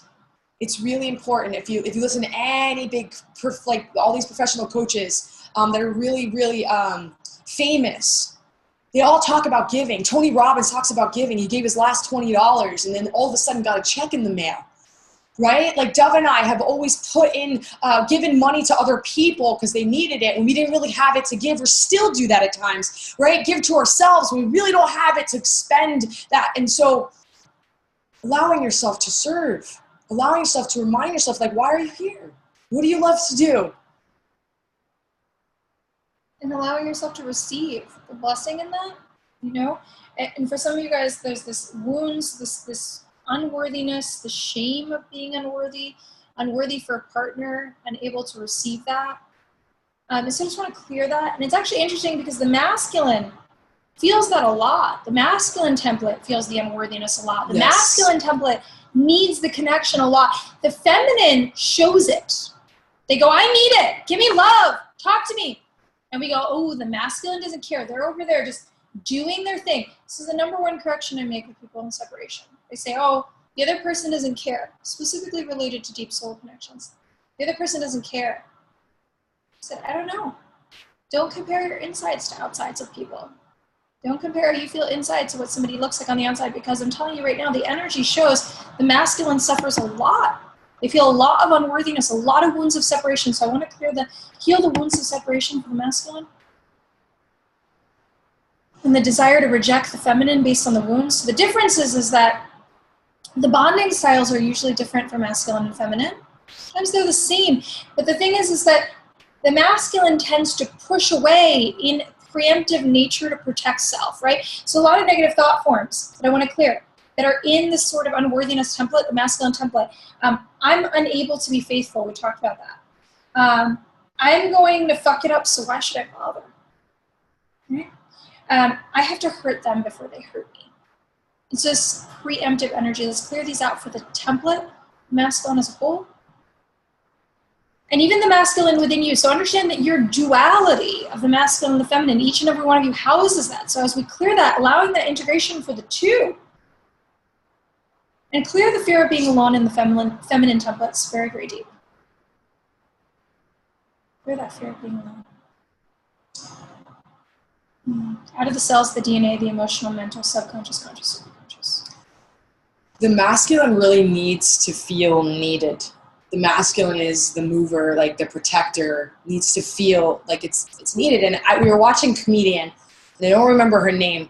It was very interesting. She goes, we were sitting there watching it, and she goes, you know what? She's like, it's not women that have it shitty right now, it's men. It's men that have it bad because they've done everything already. They get paid more, they've been president, they have nowhere else to go. And they're just like, and they're not really needed anymore. Like, and so she was making people laugh, and I was sitting there and I was like, whoa, I felt how like that sometimes that feels like that for the masculine. Mm. That they don't know where they are right now. You know, they don't know, not where they are, but they don't know if they're needed in certain ways.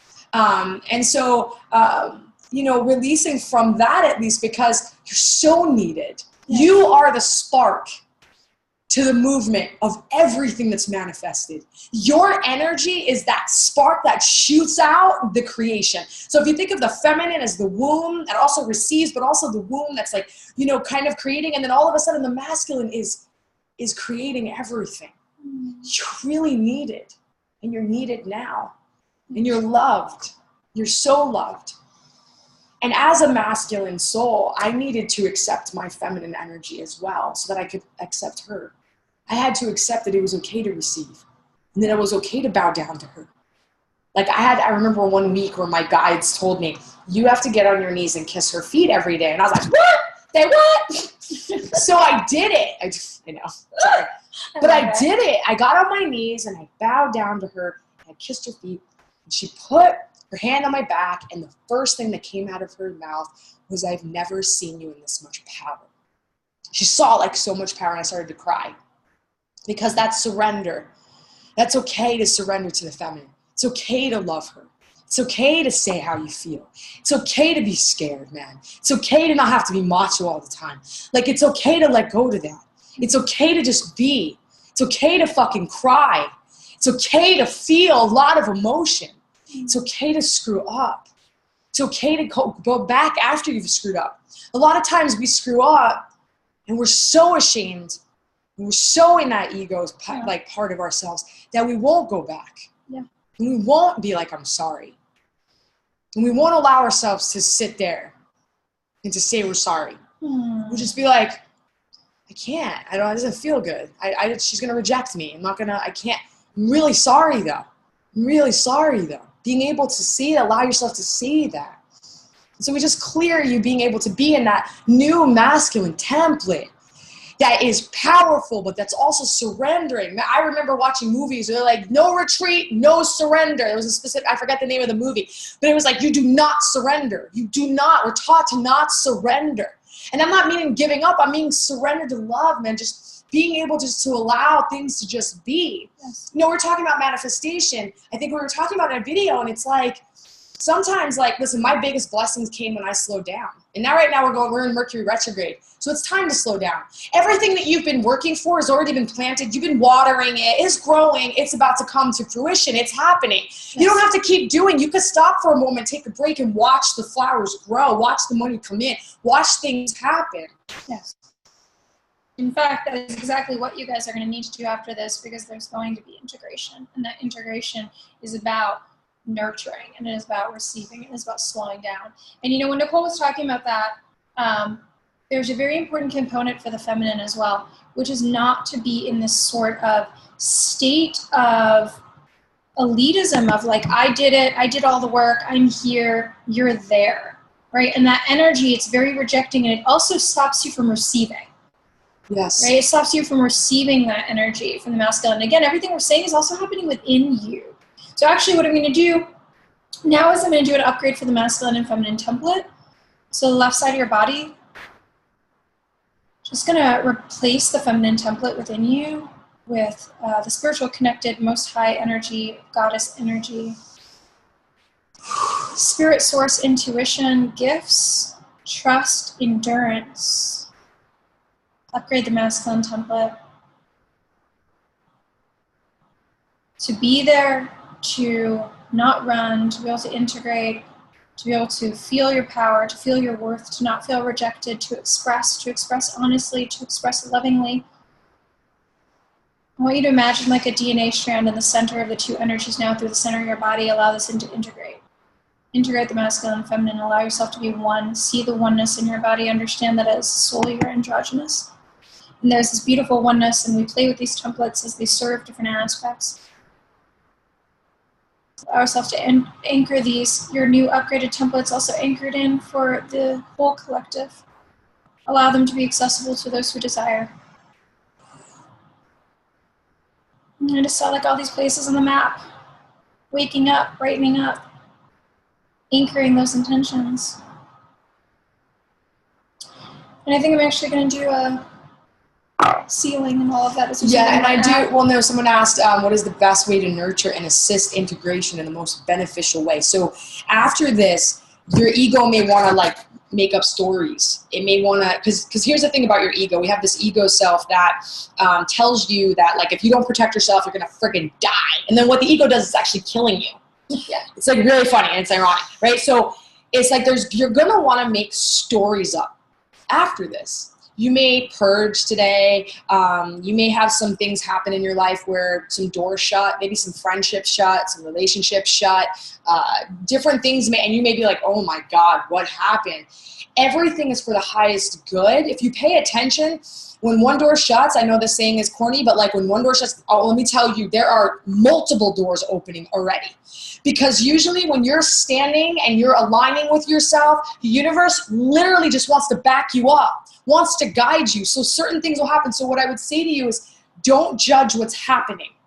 If the stories start to go in your head, start to release them and be like, nope, my intention is all that exists. My love is all that exists. And allow the time for that. So like, let's say you're depressed for a while. It's okay. If you feel really good for a while, understand that you're going to feel really good. And then you're going to have to dip back in.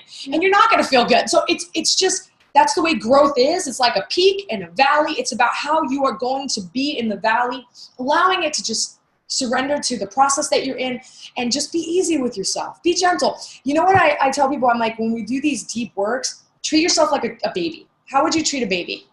You would hug it. You would rock it. You would feed it when it wanted to be feeded. You would nurture it. You would kiss it. You would do that to you. Yes. Let's say that every one of you had a rebirth today. Yes. Something new in your life, creating something new. Old died, rebirth, right? So that new baby, you're this little baby, take care of it. Allow that integration to be with love. Yes. Drink water, eat really beautiful things, eat a lot of fruit. It's got so much energy in it. It'll continue to create this beautiful energy that's within you. Take care of yourself. Do something that you love. Just be easy with yourself, especially during Mercury in retrograde. Yeah. Be really easy. Go to the water if you guys can. You can take salt baths, sea salt, sea salt, Himalayan salt, Epsom salt, kind of feel it out for yourself. They do different things. I like Epsom salt when I'm trying to detox energies out. To release that, I would recommend an Epsom salt bath for every single one of you if you can.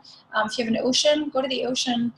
We're going to take, I don't take on your energies, but on the same time, I am transmuting them with and for you. So, we did work before we got on with you guys today for you guys. We did work for you yesterday. And when we finish and complete, I'm going to go release all of the excess for the collective into the ocean. And so you can do that as well if you want, if that's an option for you. Yep. I really like what Nicole said about integration. Integration is just this process. There's also something that I call energetic lag, which is just there's a delay. So there's things that you felt immediately, but those things are cumulative. So they will continue like a sonic boom or a ripple in a water. So you feel the initial impact, but it continues and continues. Yes. So you have things that are going to unravel themselves for days and things that are going to unravel for weeks. And again, all of this is also based on your intention. So when you come back into a moment where you're purging or you're feeling, Nicole said, if like there's a door that closes or something, recalibrate, come back into, wait, but this is not just something that's happening. This is happening based on my intention. So you don't have to activate fear. You don't have to go into what's happening. No. Whatever it is aligned with your intention. This is a really funny thing that I want to tell you is that Nicole was like saying, oh, I want some time by myself. I want some time alone. I want some time releasing all the stuff. And then she was asked to do something for herself where she's going to be completely alone and kind of going into this process for a few days without any kind of comfort and all of that stuff. And she said to me, oh, that's going to be a challenge. And I laughed and I said, well, you created that challenge. So the thing is that the challenges are also beautiful answers to what we asked. So when stuff comes up for you, understand it's not randomly happening. Be an active participant in your life right now and realize that it is the answer. And so ask yourself, if something comes up, how is this answering my intention? Really write it down, look at it. How is this answering what I wanted? How is this meeting my goals? How is this guiding me to my goals, my intention, my desire? And so I'm actually gonna do some energetic integration right now before we finish. I'm just gonna ask for all of the information to be integrated, and ground all of that information into the earth, into the grids, only pure, perfect love, truth, information, frequency. Pass through that space, clear anything that is not there. And just give me a moment. Tremendous amount of integration.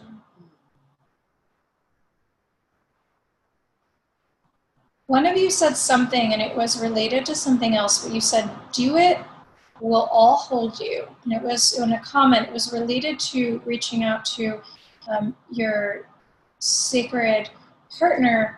But when I felt that, I want you to realize that you're connected to each other right now.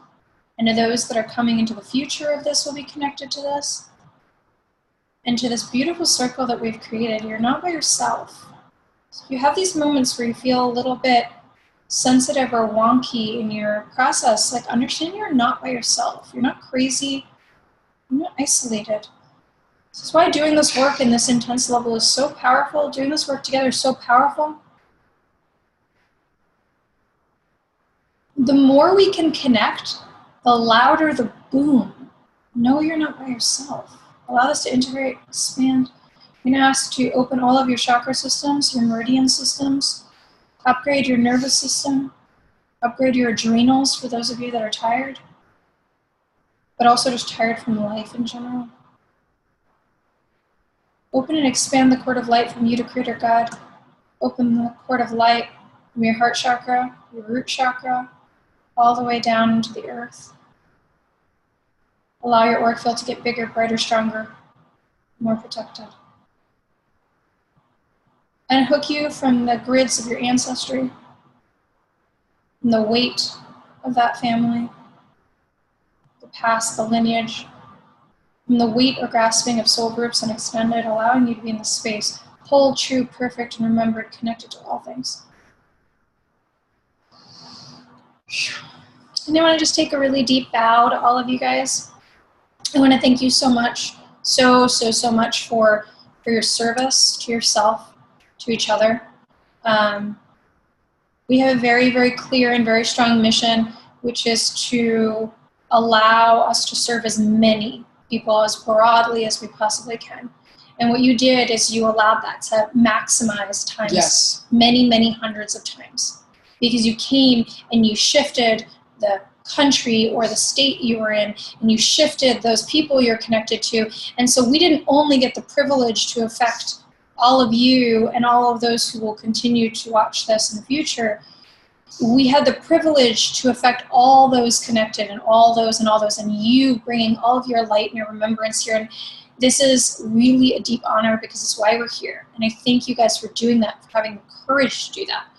It really, really means a lot. And I wanted to honor you guys as well with, giving you an opportunity. So a lot of you guys are, maybe a lot of you guys have worked with us. A lot of you guys are working with us, and that's really exciting. And some of you guys haven't, and maybe that's a goal of yours. And so we wanted to give like an extra bonus to people who are new and just showed up and really made it happen for them. And so we want to tell you that if you want to consider any sort of one-on-one intensive work, or our mastermind program for those that have conscious business that want to really bring it to a place in entrepreneurship that really works for you and really understand that from a logistical and energetic point.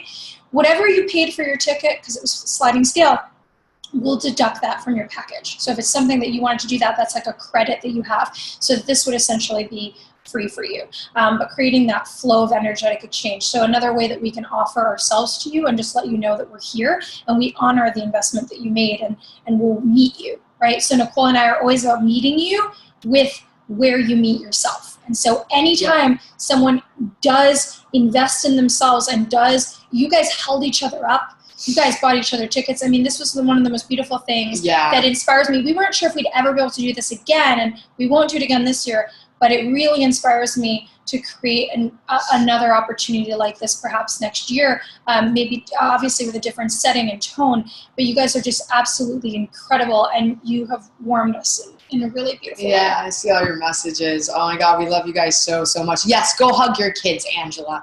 Oh, and Shoko, I think that's how you pronounce it. She had a dream that she saw like a dove and a dog, and she's like, maybe the dog was Nicole. Well, it's interesting because I'm an earth sign, and I think this year is actually this is the dog year. This is the dog year, so I'm pretty sure that dog was me. Yes. I got a big bark. A lot of you guys say that we come to you in your dreams, so like we're always working, and so we probably did come to you. I love all of you guys so much. We love you. You are so incredible. This will be a replay option for you guys. The information will be sent out probably on Monday. It has to be a little admin to do that. And so I'm just infinitely grateful. You're welcome. You're welcome. We love you guys. Thank you so much. So honored to be connected to you guys. Please drink a lot of water after this. Please take good care of yourself after this. And if you need to sleep, again, like Nicole said, no story around what it is that you need to do and experience. We love you so much. I love you guys. You guys did it. Marathon. You're incredible. Yeah. You're not the same person. Go shake your bodies out. Go outside. Just release, and allow yourself to be where you are. Yeah. And let the newness and the blessings come in. Love you guys. May it be so, so it is. Bye. Bye.